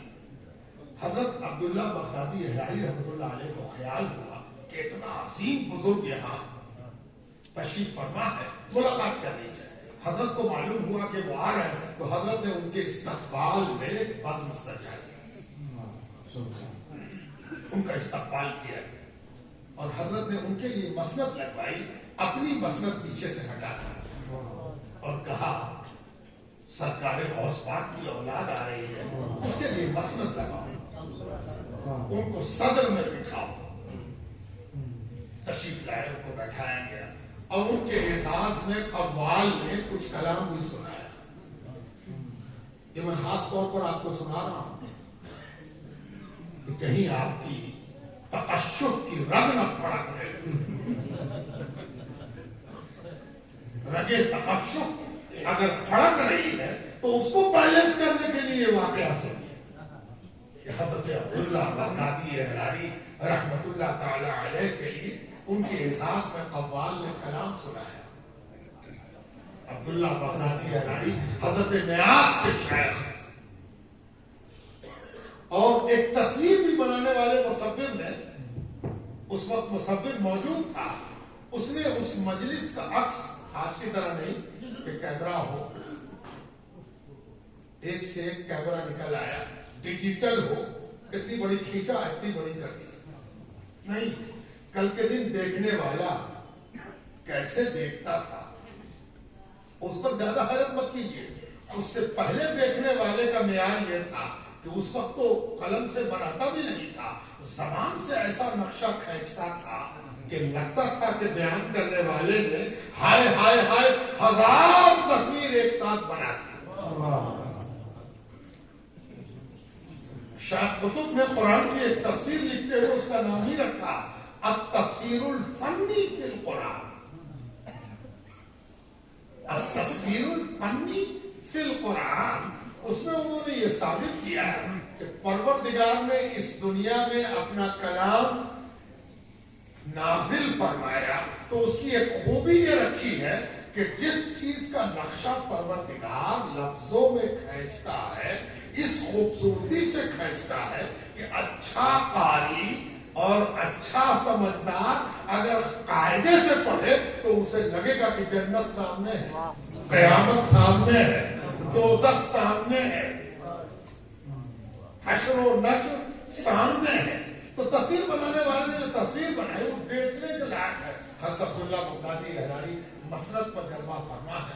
مخدوم منیب پاکباز 103 سال کی عمر میں کیسے لگ رہے ہیں، کیا شکل ہے، ایک عارف باللہ کی، ایک پناہ باللہ کی، دیکھنے کے لائق ہے۔ اور اس کے بعد حضرت کا خادم عبداللہ بغدادی احراری کا خادم پیچھے کھڑا ہوا ہے، اور حضرت کے خلفاء مخدوم منیب پاکباز کے اجل خلفاء کیسے بیٹھے ہوئے ہیں اور کس ادب کے ساتھ سب کی نشست ہے، وہ دیکھنے کے لائق ہے۔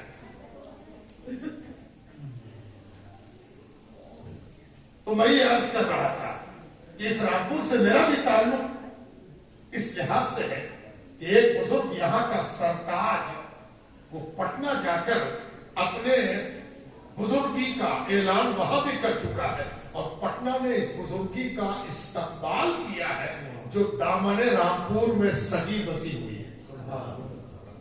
اس لیے پٹنہ سے اس کا بڑا گہرا تعلق ہے اور رشتہ ہے۔ یہ جو صوفیاء کرام ہیں ان کے کام کرنے کا منہج جب آپ دیکھیں گے تو آپ کو محسوس ہوگا کہ سب سے زیادہ جو چیز یہ سکھاتے ہیں ان میں ایک چیز یہ ہے کہ اختلاف کا منہج کیا ہو، منہج اختلاف کیا ہو۔ اور یہ جاننے سے پہلے میں نے تلاوت کی قرآن کی ایک مشہور ترین محتم بشان آئے وَمَا أَرْسَلْنَاكَ إِلَّا رَحْمَةً لِلْعَالَمِينَ، ہم نے آپ کو سوائے رحمت کے اور کیا بنایا ہے؟ آپ سراسر رحمت ہیں، آپ رحمت کے علاوہ کچھ نہیں ہیں۔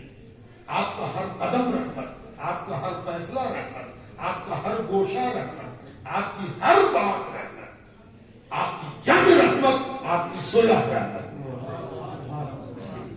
آپ کی سزا رحمت، آپ کی معافی رحمت، آپ کی سزا بھی رحمت ہے اور آپ کی معافی بھی رحمت ہے۔ تو بزرگوں، دوستوں، عزیزوں، قرآن کریم کی جو آیات ہیں ان میں بعض آیات کو قرآن نے محکمات کہا ہے اور بعض کو متشابہات کہا ہے، یہ سب آپ جانتے ہیں۔ لیکن ایک بات یاد رکھیے، سب سے محکم ترین آیات میں سے ایک ہے وَمَا أَرْسَلْنَاكَ إِلَّا رَحْمَةً لِلْعَالَمِينَ، اس میں تبدیلی نہیں آئے گی۔ تغیر نہیں آئے گا، یہ فائنل آیت ہے، اسی طرح جیسے الحمدللہ رب العالمین۔ اگر کبھی کوئی تغیر آپ کو نظر بھی آ جائے، کوئی تبدیلی نظر بھی آ جائے، کوئی انقلاب نظر بھی آ جائے، تو یاد رکھیے گا وہ وقتی حکم ہے، وقت کا تقاضا ہے، حالات کا تقاضا ہے، مجبوری ہے، اس لیے وہ حکم دیا گیا۔ ابھی آپ سن رہے تھے کہ 26 آیات پر سوالیہ نشان لگ رہا تھا،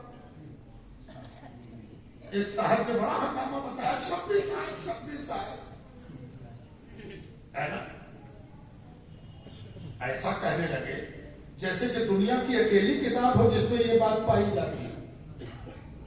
اتنا بڑا احمق تو ہم نے دیکھا ہی نہیں۔ اور کبھی کبھی کسی میدان میں، کسی کوٹ کے سامنے، کوئی میدان میں آپ نے دیکھا ہوگا، کنگھی بیچ رہا، پاچک بیچ رہا، دوا بیچ رہا، کھینی بیچ رہا، اور ہر بیچنے والے کے پاس بھیڑ لگی۔ دیکھیے گا بھی بھیڑ لگائیں گے، بھی بھیڑ لگائیں گے۔ اس دنیا کا دستور ہے، جھوٹی نبوت بانٹے تو بھیڑ لگ جائے، جھوٹی ولایت بانٹے تو بھیڑ لگ جائے، پاچک بیچے تو بھیڑ لگ جائے۔ بھیڑ لگنا یہاں کوئی کمال نہیں ہے، بھیڑ لگنے سے کوئی فائدہ سمجھ نہیں آتا۔ بھیڑ والے ہوشیار ہو جاؤ، جتنی بھیڑ لگاؤ گے اتنا ہی تم سے پرسش ہوگی۔ بھیڑ سے خوش مت ہو جاؤ، جتنا بھیڑ اتنا ہی پلڑے پر بٹخرا چڑھ رہا ہے۔ اپنے وزن کا اندازہ کر لو، ایسا نہ ہو کہ ترازو بالکل سٹاک سے نیچے چلا جائے اور تم بالکل جھٹک سے اوپر چلے جائے۔ اپنے وزن کا خیال رکھو۔ اس نے 26 آیت پر، ارے بے وقوف، دنیا کے کس قانون میں وہ بات نہیں ہے؟ توجہ چاہتا ہوں، علم کا مجمع ہے، دنیا کا کوئی قانون ایسا نہیں ہے جس میں یہ لائن نہ لکھی ہوئی ہو۔ کون سی لائن؟ وہی لائن کہ اگر ایمرجنسی آئی، کوئی بڑا حادثہ ہو گیا، تو لا اینڈ آرڈر کو قائم رکھنے کے لیے سرکاری مجسٹریٹ یہ حکم دے گا، شوٹ ایٹ سائٹ، جہاں دیکھو وہی گولی مارو۔ اعلان کیا جائے گا، آپ کو سوچت کیا جاتا ہے کہ اگر آپ نے قانون کی اوہیلنا کی تو شوٹ ایٹ سائٹ کا آرڈر ہو گیا ہے، دیکھتے ہی گولی ماری جائے۔ کیوں نہیں کہتے بھی تو قرآن پر عمل کرو، قرآن کی آیت پر اعتراض ہے نا، تمہارے قانون میں بھی تو موجود ہے، عملی طور پر موجود ہے نا؟ تو اس قانون کو جو تمہارے قانون میں موجود ہے، کیا اس پر سوال نشان لگے گا؟ تم کہو گے نہیں نہیں، یہ تو ضرورت ہے، تو اپنی ضرورت سمجھ میں آ گئی، قرآن کی ضرورت سمجھ میں نہیں ہے۔ کیا یہ ہر وقت ہوگا؟ ہر تھانے کے باہر تھانے دار نکلے اور کہے کہ بہت بھیڑ تم نے لگائے ہوئے، مارے گا گولی کو جہاں پر ہو، آدمی کہے گا اس کو پاگل خانے پہنچائیے۔ قرآن کی جو آیت محکم ہے، فائنل ہے، وَمَا أَرْسَلْنَاكَ إِلَّا رَحْمَةً لِلْعَالَمِينَ، ایسا قانون رسول نے دیا ہے اللہ سے لے کر، تب وہ رحمت ہے، اگر نہ دیتا تو رحمت نہ ہوتا، اس لیے کہ قانون ضروری ہے ایمرجنسی کے مطابق، جیسے تمہارے یہاں بھی ضروری ہے۔ وَمَا أَرْسَلْنَاكَ إِلَّا رَحْمَةً لِلْعَالَمِينَ۔ اب سرائے جلدی سے ایک رشتہ سن لی، شجرہ، شجرہ، صوفیہ نے شجرہ سمجھا دیا، ورنہ شجرہ بھی سمجھ میں نہیں آیا۔ ارے اسی شجرے نے یہ سمجھایا کہ یہ جو حدیث آئی ہے کہ میری امت کا اختلاف رحمت ہے، اس کا شجرہ وما ارسلناک الا رحمت للعالمین سے ملتا ہے۔ اگر یہ نبی کی امت ہے تو یہ اختلاف بھی کرے گی تو رحمت والے نبی کی امت ہے، رحمت ہی ہوگا۔ اب تم کو یہ فیصلہ کرنا ہے کہ تم اختلاف کو رحمت بنائے ہوئے ہو یا زحمت۔ اختلاف رحمت ہے یا زحمت ہے، تم کیسے اس کو دیکھ رہے ہو؟ آپ سے پوچھا گیا تو پھر آپ کا فتوے کے بارے میں کیا خیال ہے؟ آپ فتوے کے بارے میں کیا کہتے ہیں؟ فتوا صحیح ہے کہ غلط؟ فتوا صحیح ہے یا غلط؟ ہم نے کہا قرآن میں وہ والی آئے فاقتلوا صحیح ہے یا غلط؟ کہا نہیں بالکل صحیح ہے، ایمان ہے۔ کہا اسی قرآن نے تو سکھا دیا کہ کسی چیز کو غلط کہنے کی ضرورت نہیں ہے، صرف اس کا اپروپریٹ استعمال کہاں ہونا چاہیے یہ سمجھنے کی ضرورت ہے۔ کون کہہ رہا ہے کہ غلط ہے؟ کون کہہ رہا ہے کہ غلط ہے؟ بے بنیاد ہے، فضول ہے، کون کہہ رہا ہے؟ لیکن تم یہ بھول گئے ہو کہ کسی چیز کا استعمال کہاں ہوگا، کتنا ہوگا، کس قدر ہوگا، کب تک ہوگا، یہ بھول گئے تم۔ اصل مسئلہ یہ جب بھی کوئی بڑا آدمی، جب بھی کوئی متبادر عالم کوئی فیصلہ لیتا ہے تو اس فیصلے کو غلط کر دینا علماء کی نشانی نہیں ہے۔ اور یہ بھی یاد رکھنا چاہیے کہ علماء رامپور کا یہ مطمح نظر ہے کہ جب دو لوگ آپس میں اختلاف کا شکار ہوتے ہیں تو کسی ایک پر تشدد کی پگڑی نہیں باندھی جا سکتی، ادھر بھی تشدد ادھر بھی تشدد۔ اگر انہوں نے کہا کہ یہ قابل گرفت ہے تو آپ نے کیوں نہیں ہٹا دیا؟ اگر یہ گرفت کہنے والے تشدد کر رہے ہیں تو آپ نہ ہٹانے والے بھی تشدد کر رہے ہیں۔ میں آپ کو ایک مثال سناؤں، ابھی انہی کی سائٹ پر ہم نے دیکھا کہ بہشتی زیور پر کچھ اعتراض ہوا، ابھی حالیہ بتا رہا ہوں۔ بہشتی زیور پر، اس کے لب و لہجے پر، اس کے کچھ کنٹینٹ پر اعتراض ہوا اور فوراً فیصلہ لیا گیا کہ اس کو سائٹ سے ہٹا دیا جائے، اور سائٹ سے ہٹا دیا گیا، جا کر سوشل میڈیا پر چیک کر۔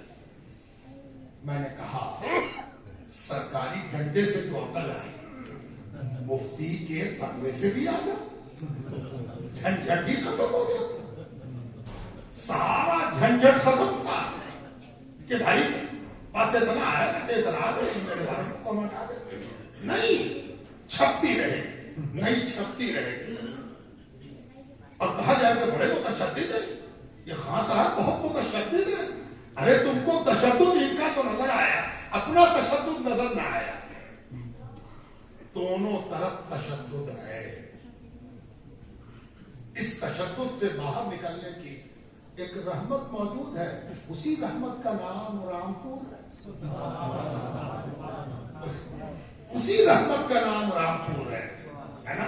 جانتے ہو رحمت کیا ہے؟ اب چلو رحمت کی تعریف سنو۔ رحمت کی ایک تعریف یہ ہے کہ دو ہی راستہ ہو، دونوں بند۔ اب جائے تو یا اللہ یہ والا راستہ، یہ والا ادھر سے بھی ایک راستہ ہے مدرسے کا، یا اللہ اب جائیں کدھر؟ تو رحمت اس کو کہتے ہیں کہ کوئی کہے تیسرا بھی ہے، تیسرا بھی ہے، ادھر سے سلامت نکل جاؤ گے تو ہم نے ادھر والا بھی چھوڑو، ادھر سے نکلو۔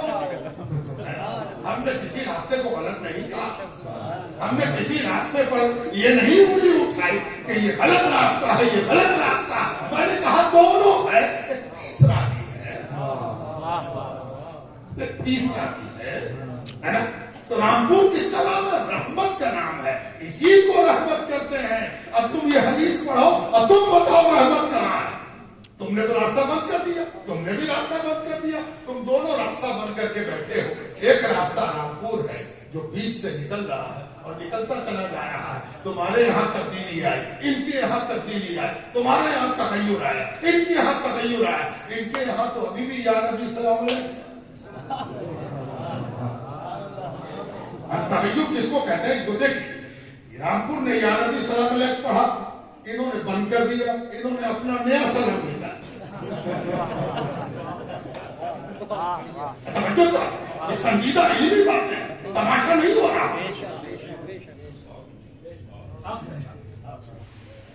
رامپور نے کہا کہ نہیں، ہم تو وہیں پر ہیں جہاں مولانا عبدالعلی استاذ گرامی تھے، کہ وہ بھی یہی پڑھتے تھے یا نبی سلام علیہ، اور ہم بھی وہی پڑھتے ہیں، کوئی اختلاف۔ ارے تم نے تو اختلاف से अपने आप को हटा लिया। एक और चीज पढ़ के, हाजिर के सेवे पर बहस हुई थी, हाजिर के सेवे से तुम हट गए। बहस तो हाजिर का सेवा है, उस हाजिर के सेवे पर रामपुर हाजिर है, हर पे निदा के साथ हाजिर है ना। अब हाजिर के सेवे पर फिर हम दोनों एक हो जाते हैं। वो भूल गया है, तुम बदल गए, है ना। और दोनों आके जिस रहमत पर इकट्ठे होंगे वो तुम्हारा माजी है, वो तुम्हारा भी माजी है, इनका भी माजी है, दोनों का माजी है। और यही खानकाहों का मतमह नजर है। खानकाहें ये सब कह नहीं कहती कि तुम्हारा फतवा गलत, तुम्हारा मामला गलत, तुम ऐसे गलत सोच रहे हो, तुम वो नहीं। हम ये सिखाते हैं कि गलत को गलत कहने वाले गलत गलत कहते रहे। हम तो तुमको ये सिखाएंगे कि तुम अपना गलत पहचानते हो, तुमको दूसरे के गलत से क्या लेना देना। इधर इधर तुम अपना गलत पहचानते हो, इधर अपना गलत पहचानना सीख जाओ। बस यही तो बैलेंस बना देगा। अब दूसरे का गलत देखते रहोगे तो डगमगा जाओ, गड़बड़ा जाओ, है ना। तुमको यह देखना है कि हमारा कसूर क्या है, हमारी गलती क्या है। यही है सूफिया की वो तालीम जिसके नतीजे में वो एक सिफत देते हैं। वो सिफत क्या है कि वो कहते हैं एक बहुत बड़ा गुनाह है जिसमें आदमी अनजाने में मुब्तला हो। जानते हो बहुत बड़ा गुनाह क्या? दूसरे के बारे में बदगुमान हो, दूसरे के बारे में बदगुमान। और बदगुमानी लिबास तब्दील करती है, बदगुमानी लिबास तब्दील करती है। पहले बदगुमानी क्या है इसको पहले समझने की कोशिश की। एक बुजुर्ग से आपको शिकायत की गई, हजरत आप मुजद्दिदी हैं? हाँ मुजद्दिदी। आप समा नहीं सुनते हो? जी समा नहीं सुनते। फला सुनते, फला सुनते। अब इंतजार तो है कि देखे रिएक्शन क्या आता है। तो रिएक्शन की तो जबान तय है, तय कर दी गई है जबान। अच्छा जो काम हम नहीं करते वो करते हैं तो बिदअती हूं। पहला लफ्ज तो बिदअत है। इस कदर तमाशा किया इस बिदअत ने, जिसको चाहा बिदअत कहे। और गजब की बात यह कि माइक पर कहा कि बिदअत, तवज्जो था, माइक पर चिल्ला के कहा कि ये काम बिदअत है। लोहे के माइक पर ये बिदअत का इल्जाम, सुभान अल्लाह। ये भी तौफीक नहीं है कि मुसलमानों को आपस में एक दूसरे पर बदगुमानी की बौछार करते वक्त ये भी ख्याल न रहा कि हम क्या कर रहे हैं। हैरत, कोई संजीदा आई, बड़ा पैसा हो गया, कपड़ा ऐसा कि एकदम सफेद रहता, कहीं पर दाग नहीं। हैरत की बात है कि हदीस की किताबों में सहाबा के जो आसार मिलते हैं, दोनों किताबें निकाल के पढ़ जाइए जो सहाबा किराम के सिलसिले में अजीम काम करके लोगों ने रख दिया। हैरत होती है कि इसी अरब में वो सहाबा थे जिनके पास एक ही चादर थी, और इसी अरब में ये शायद है जिसका उजला कपड़ा कभी जरा सा भी मैला नहीं हो। लेकिन इसको सारी अकल समझ में आ गई, ये बात समझ में नहीं आई कि ये सारी दुनिया के मुसलमान को बिदअती कह रहा है और इस्लामी साल हिजरी वाला बना हुआ। हिजरी इस्लामी साल, अरे जो काम हुजूर पाक अलैहिस्सलाम ने कभी नहीं किया, वो हुजूर के 5 बरस के बाद सैयदना उमर फारूक ने फैसला ले लिया कि मुसलमानों का एक कैलेंडर भी होगा, उस पर इत्तेफाक हो गया, कैलेंडर बन गया, दुनिया उसको इस्लामी साल कह रही, और तुम बिदअत किए हुए। किसको बिदअत कहो? तो बिदअत की तारीफ करने वाले भी बड़ा जल्दी जल्दी रंग बदलते हैं। पहले कहेंगे जो काम हुजूर के जमाने में नहीं हुआ वो सब बिदअत है, फिर उनको एहसास हुआ कि गलती हुई। کیا پھنس جائیں گے، بڑی بری طرح پھنسے. جو باقی دوسری اذان بھی ہو رہی ہے، پہلی ہو چکی، کیا ہوگا؟ اب تراویح کی نماز بھی سنت موقعہ ہو گئی، اب کیا ہوگا؟ تب تو بڑا مشکل ہے. پھنسے ہجری سال کا کیا ہوگا؟ تب ان کو خیال ہوگا نہیں. صحابہ کا عمل بھی عین اسلام ہے. صحابہ کے بعد دیکھا جائے گا کہ کیا بدعت ہے. اچھا چلو ایک سیڑھی تو نیچے اترے، کرو پورا حادثہ لواش. ابھی ہوش نہیں رہا کہ ہم کیا بول گئے. اب ایک سیڑھی نیچے اتر آئے، اور جب ایک سیڑھی نیچے اتر آئے تب تو اور مشکل ہو گئی. اس لیے کہ ان کی کوئی مسجد ایسی نہیں جس میں مینارہ نہ ہو. یا اللہ اس مینارے کو کس نے بنوایا؟ 3 گنبد والی مسجد پر ٹھاٹ سے قبضہ کرتے ہیں. کبھی کبھی 1 گنبد والی پر بھی قبضہ کر لیتے ہیں، چاہے وہ مسجد عبد النبی کی کیوں نہ ہو. نام رکھنا شرک، جائیداد پر آلتی پالتی مار کے بیٹھ جانا عین اسلام.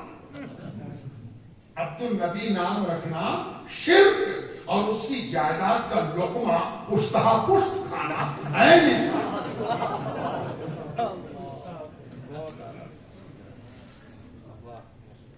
اب کیا کریں؟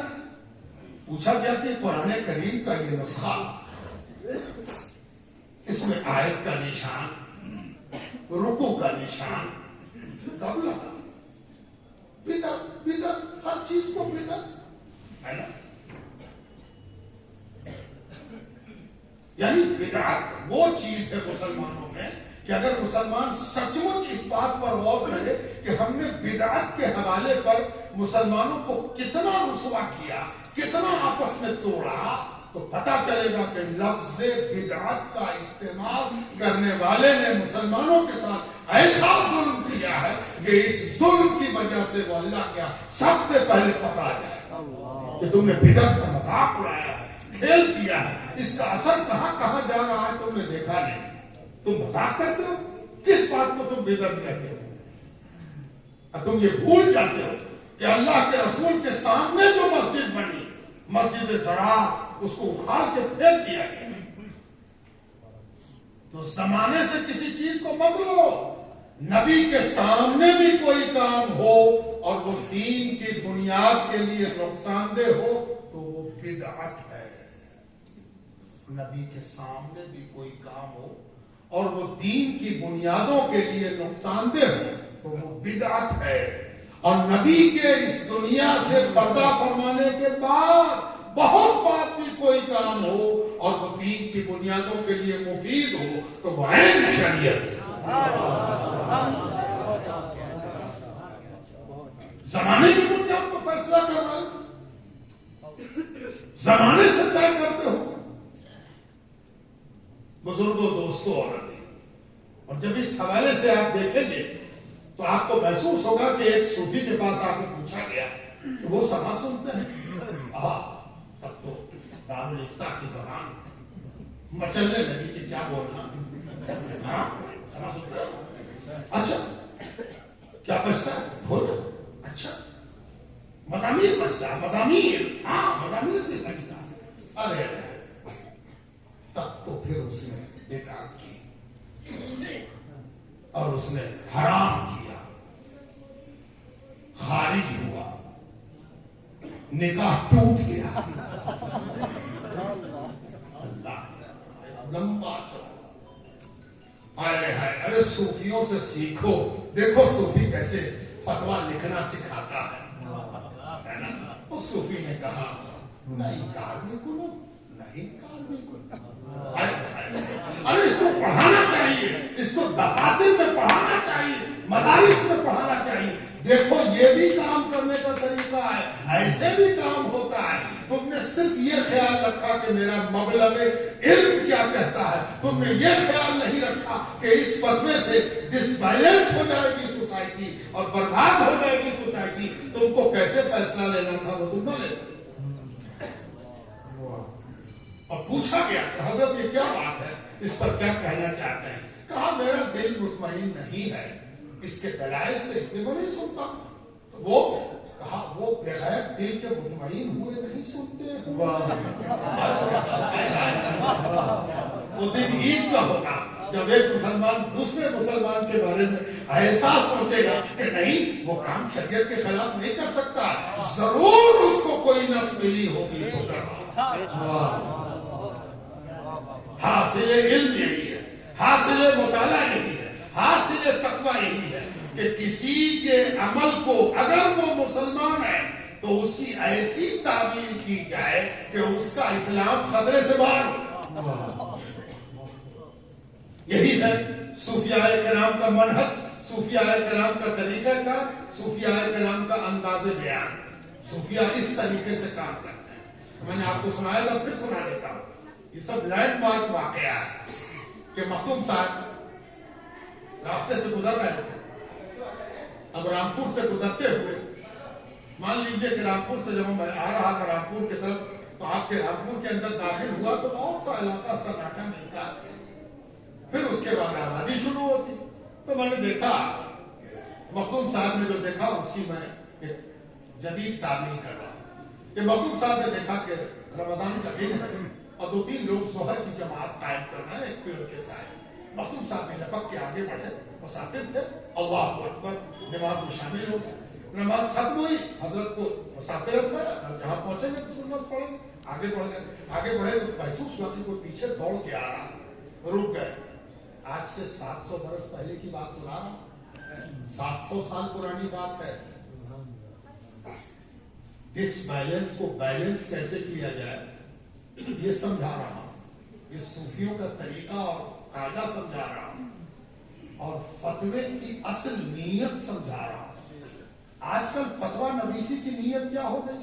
حکم سنانا، حکم سنا دیا، ختم ہو گیا تھا۔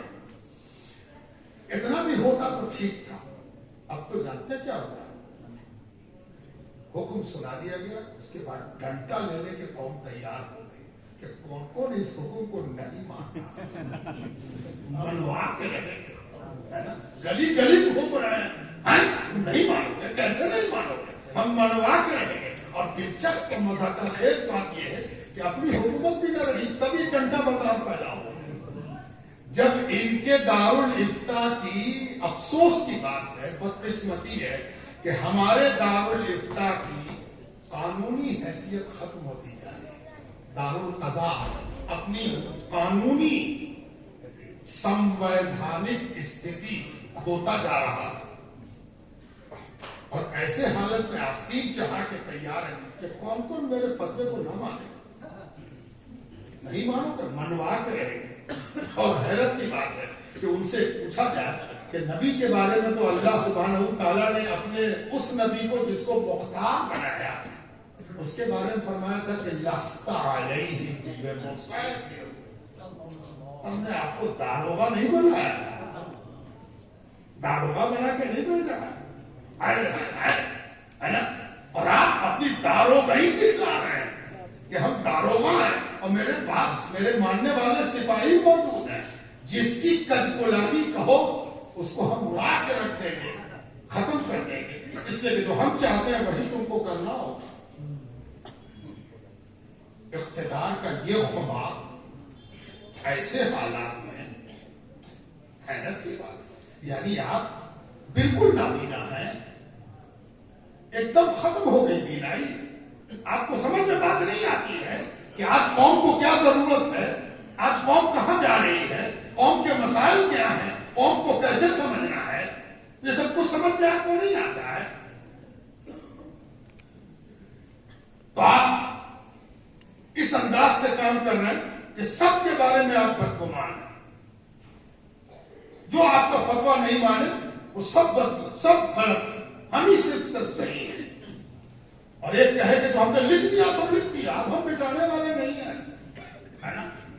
اور سب کو کس بات کا خیال ہے، یہ بھی خیال رکھیے گا، قیامت کا مضمون مدارس میں پڑھانے والے کبھی قیامت کو اپنے اوپر طاری نہیں کرتے، وہ ہمیشہ بھیڑ دیکھتے ہیں، میرا تو 1 کروڑ آدمی ہے نا، یہی 1 کروڑ آدمی دینا किमियाई को डिसबैलेंस किए हुए, दिमाग को डिसबैलेंस किए हुए, अदम तवाजुन का सबब बन गया। 1 करोड़ आदमी मेरे पास, और किसी को अपने मदरसे के तलबा की तरह मेरे यहाँ 1 लाख तलबा है, 25,000 ई वाले में 25,000 लड़ाई करके जो दूसरा बनाया उसने, दोनों मिला के मेरे पास हजारों तलबा है, और इस पर हमको नाज है। और पूरे बड़े सफीर में हम ही तो हैं, कोई दूसरा है? ये क्या मामला है भाई? ये क्या आप लोग कर रहे हो? ये क्या तमाशा बना के रख दिया आप लोगों ने? कोई जगह भी आप लोगों ने ऐसी नहीं छोड़ी जो काम करने के लायक हो और उस पर काम हो सके। ये सूफियाए किराम है कि इनसे जब कहा गया कि दौड़ने वाला पीछे पीछे आया हो, किसके पीछे नमाज पढ़ लिया? शराब पीता है, शराबी है।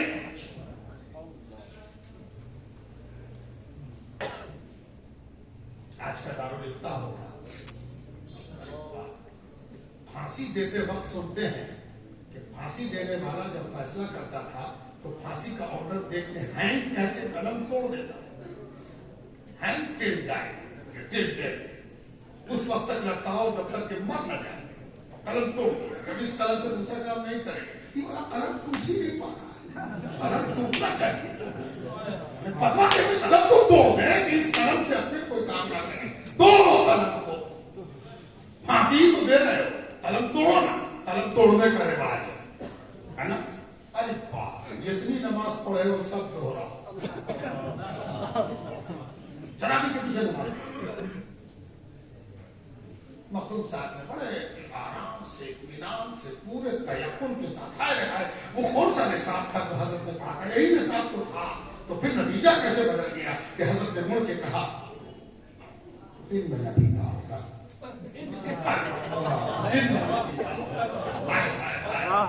दिन में न पीता होगा।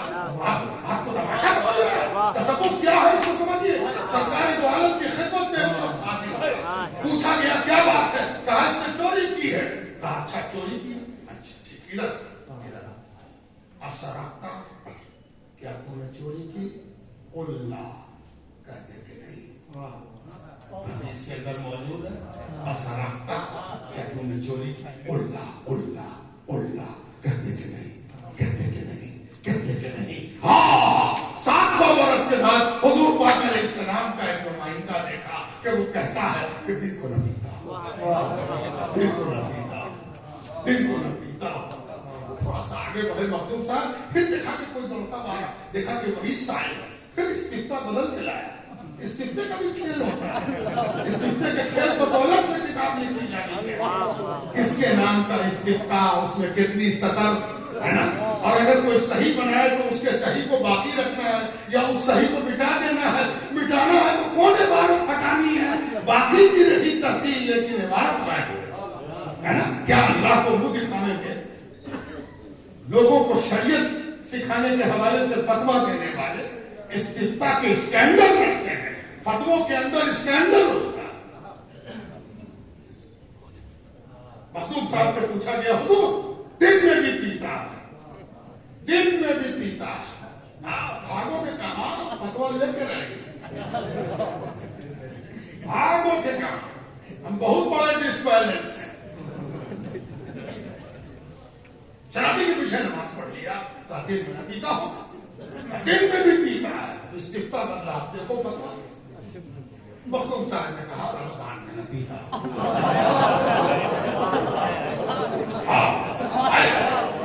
रोने को दीजा, कहाँ गया वो दारुल इफ्ता, कहाँ गया वो मुफ्ती, कहाँ गया वो खैर खां, कहाँ गया वो ईमान वालों का सरपरस्त? ऐसा मैं क्यों कह रहा हूं? आप समझते होंगे कि क्या उन्होंने अपने फतवे से शराब की हुर्मत खत्म कर दी? आप क्या समझते हैं?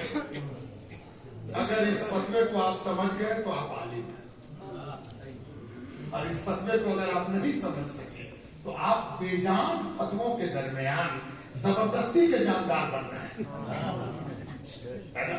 अरे फतवा वो है कि जिसके लिए दिया जाए उसकी तकदीर बदल दे।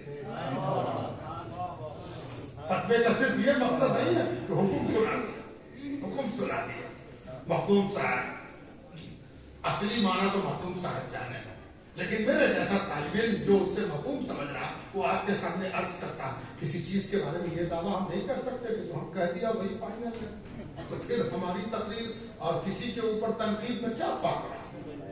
ہو سکتا ہے ہم سے غلطی ہوئی، 1000 بار ہوگی، صحیح ثابت ہوگا ہم رجوع کریں گے، توبہ کریں گے، ایمان لائیں گے اور اس پر شرمندہ نہیں ہوں گے، اسی رجوع کو اپنے لیے نجات کا ذریعہ سمجھیں۔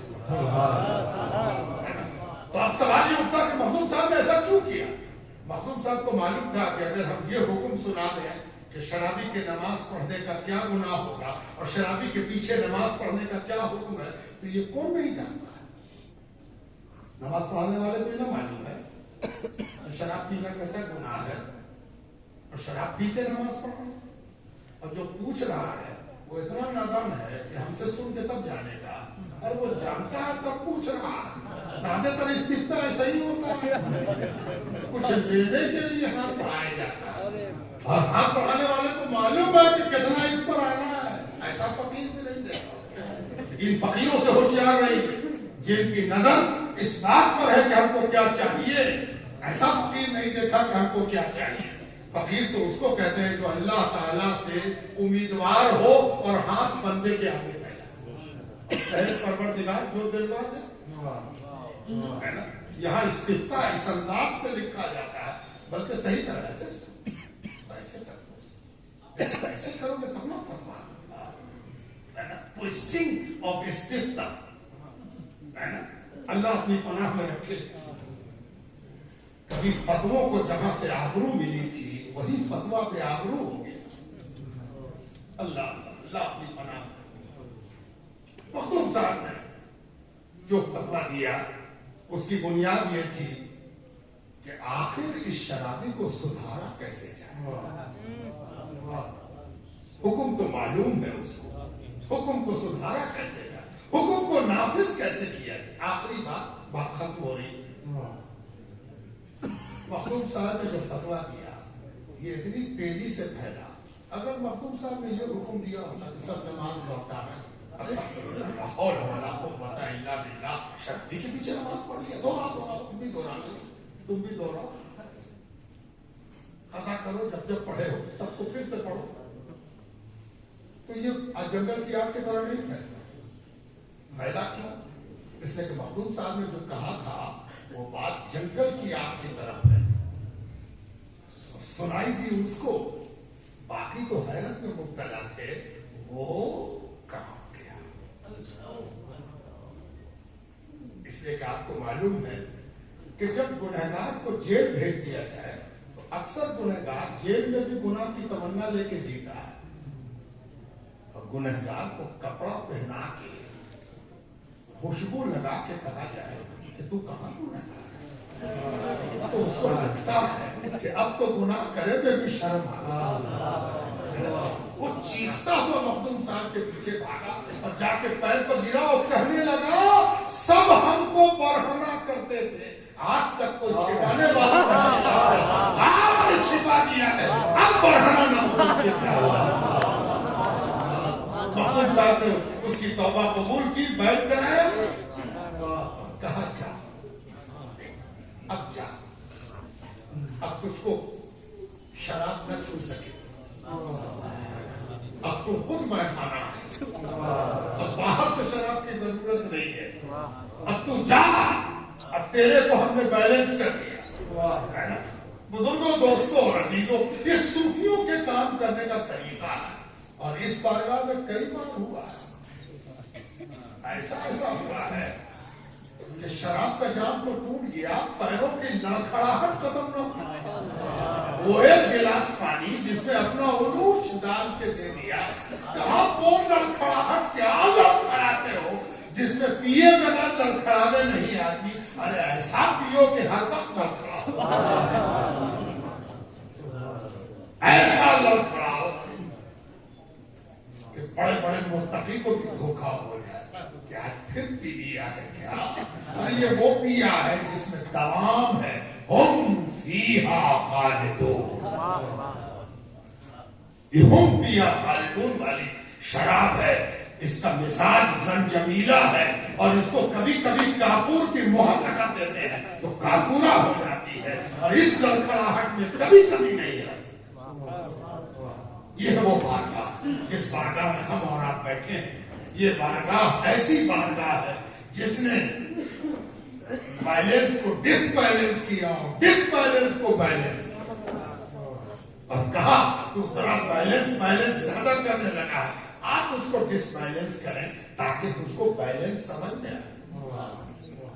یہ خانقاہ احمدیہ ہے، اور رامپور سے ایک تعلق میرا اور ہے، وہ میں نہیں بتا سکا آپ کو کہ رامپور سے بغل میں ایک جگہ ہے ملک، اور ملک میں ایک جگہ ہے بھینسوڑی شریف، اور بھینسوڑی شریف میں دربار حسنی ہے، حسنیہ بہت بڑا مرکز ہے، ہزاروں لاکھوں لوگ وہاں سے بیٹھ ہیں، اور وہاں کا سلسلہ چاروں طرف پھیلا ہوا ہے، یعنی پاکستان، بنگلہ دیش، شری لنکا، میانمار، لاکھوں لوگ اس سلسلے میں داخل ہیں۔ وہ مخدوم منیم پاکباز پٹنہ کی شاخ ہے، ہمارا سلسلہ ہے، ہمارے سلسلے کی شاخ، اس لیے رامپور سے ہمارا رشتہ ملک کا ہے، اس لیے رامپور میری ملک ہے، اور اسی لیے رامپور کا تحفظ بھی میری ذمہ داری ہے، اور رامپور کا جو مزاج ہے یہی مزاج صوفیانہ ہے، اور ہم اس طرح سے کام کرتے ہیں کہ ہمارے جو بزرگوں کے اسلاف کے عقائد ہیں، حضرت سیدنا جمال اللہ رحمت اللہ تعالی علیہ نے جو چراغ روشن کیا، اور جسے درگاہی محبوب الہی نے اس کی ذوق کو اور بڑھا کے فانوس کر دیا، اور پھر اس درگاہ سے جو سلسلے نکلے، ایک تو خانقاہ احمدیہ کی طرف چلا آیا، اور دنیا کے دوسرے گوشوں میں آبادانیہ میں بھی حضرت جمال اللہ کا فیض پہنچا ہے، آبادانیہ بھی حضرت جمال کے جمال سے منور ہے، اور پھر ثقلینی خانقاہ، وہاں بھی یہی سلسلہ جا کے ثقلینیوں کی شکل میں لاکھوں لوگ داخل، تو یہ عظیم حافظ جمال اللہ رحمت اللہ علیہ کا ایک ایسا سلسلہ ہے جس میں جمال الہی دیکھنے کو آتا ہے، اور جمال الہی کی بنیادی پہچان یہ ہے کہ جمال الہی رحمت الہی کبھی کسی کو چھوڑے، چھوڑ دینا تو کام ہی نہیں، سب کو پکڑے، سب کو دھرے، سب کو سنبھالے، سب کو رکھے، ہے نا؟ حضور پاک علیہ السلام سے کہا جاتا ہے، اے میرے حبیب جو آپ سے کٹے آپ اس سے جڑے رہیے، ہائے ہائے ہائے وما ارسلناک الا رحمۃ للعالمین، اے میرے نبی جو کٹتا ہے اس سے جڑے رہیے۔ آپ کہتے ہو کہ کاٹ دیں،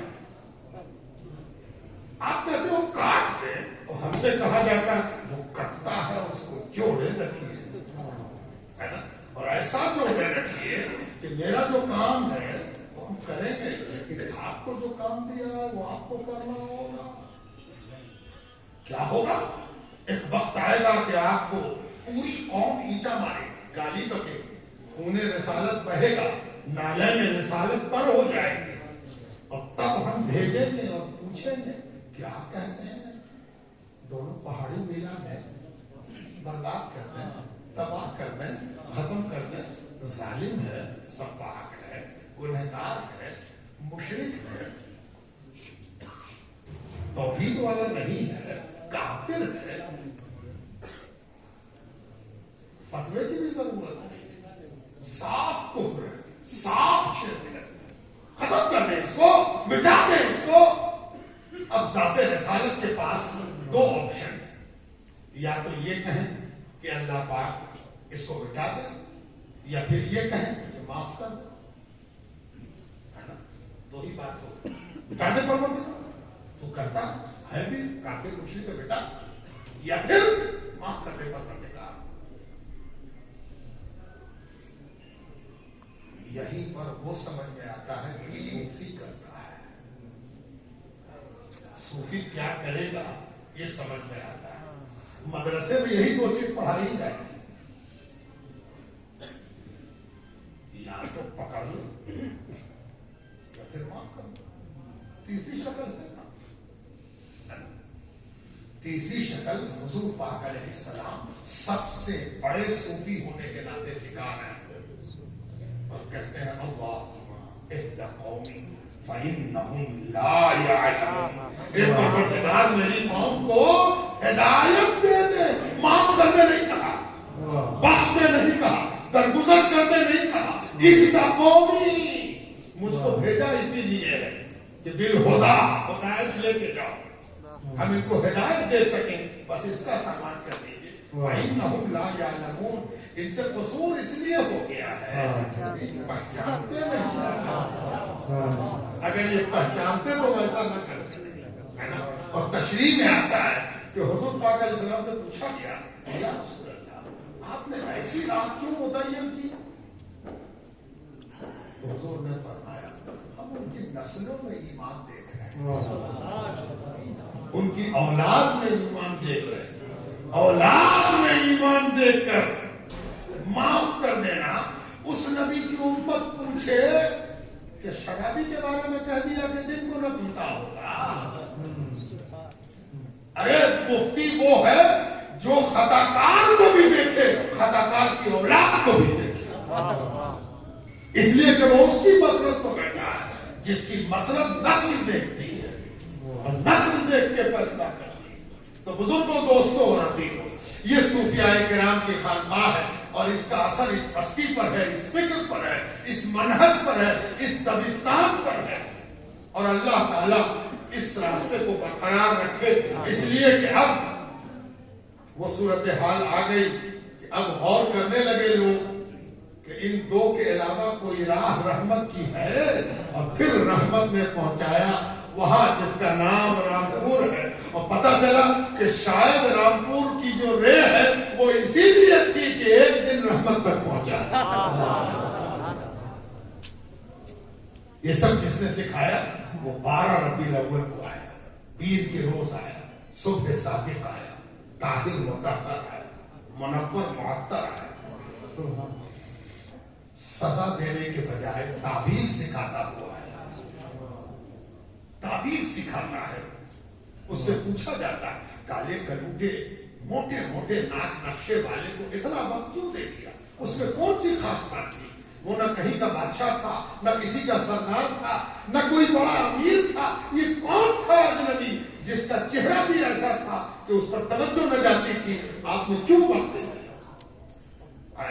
پوچھنے والے تیرے سب کے تو نہ پوچھتا تو شفیع المذنبین ہی سمجھ میں نہ آتی کہ قیامت میں میرا نبی، میرا سردار، میرا مولا، میرا آقا جب کھڑا ہوگا تو قیامت فتوے کی جگہ نہیں ہوگی، قیامت فتوے کی جگہ نہیں ہوگی، فتوے کا رجسٹر لینے کے فرشتے حاضر ہوں گے، یہ تو ایسا ہے، یہ تو ویسا ہے، اور تب سارے فرشتوں کے فتوے پر پروردگار پوچھے گا تم کیا کہتے ہو، تم کیا کہتے ہو، تم کیا کہتے ہو؟ فرشتے تو کہتے ہیں کہ اس کا عمل کالا کالا ہے، اس کا ہونٹ کالا کالا ہے، اس کی پیشانی کالی کالی ہے، اس کا جسم کالا کالا ہے، آئے آئے کالا، ارے تم کیا کہتے ہو؟ اور نبی کہیں گے پروردگار اس کا دانت تو نے کتنا حسین بنایا ہے، اس کے چمکتے ہوئے دانت، اے پروردگار تیرے بنائے ہوئے دانت پر فدا ہے، اور اللہ تعالیٰ کہے گا جب تجھ کو دانت پسند آ گیا تو اسی دانت کی پسندیدگی کے ساتھ اس کو بات شفیع المذنبین، آؤ اس شفیع المذنبین کی بارگاہ میں کھڑے ہو کر سلام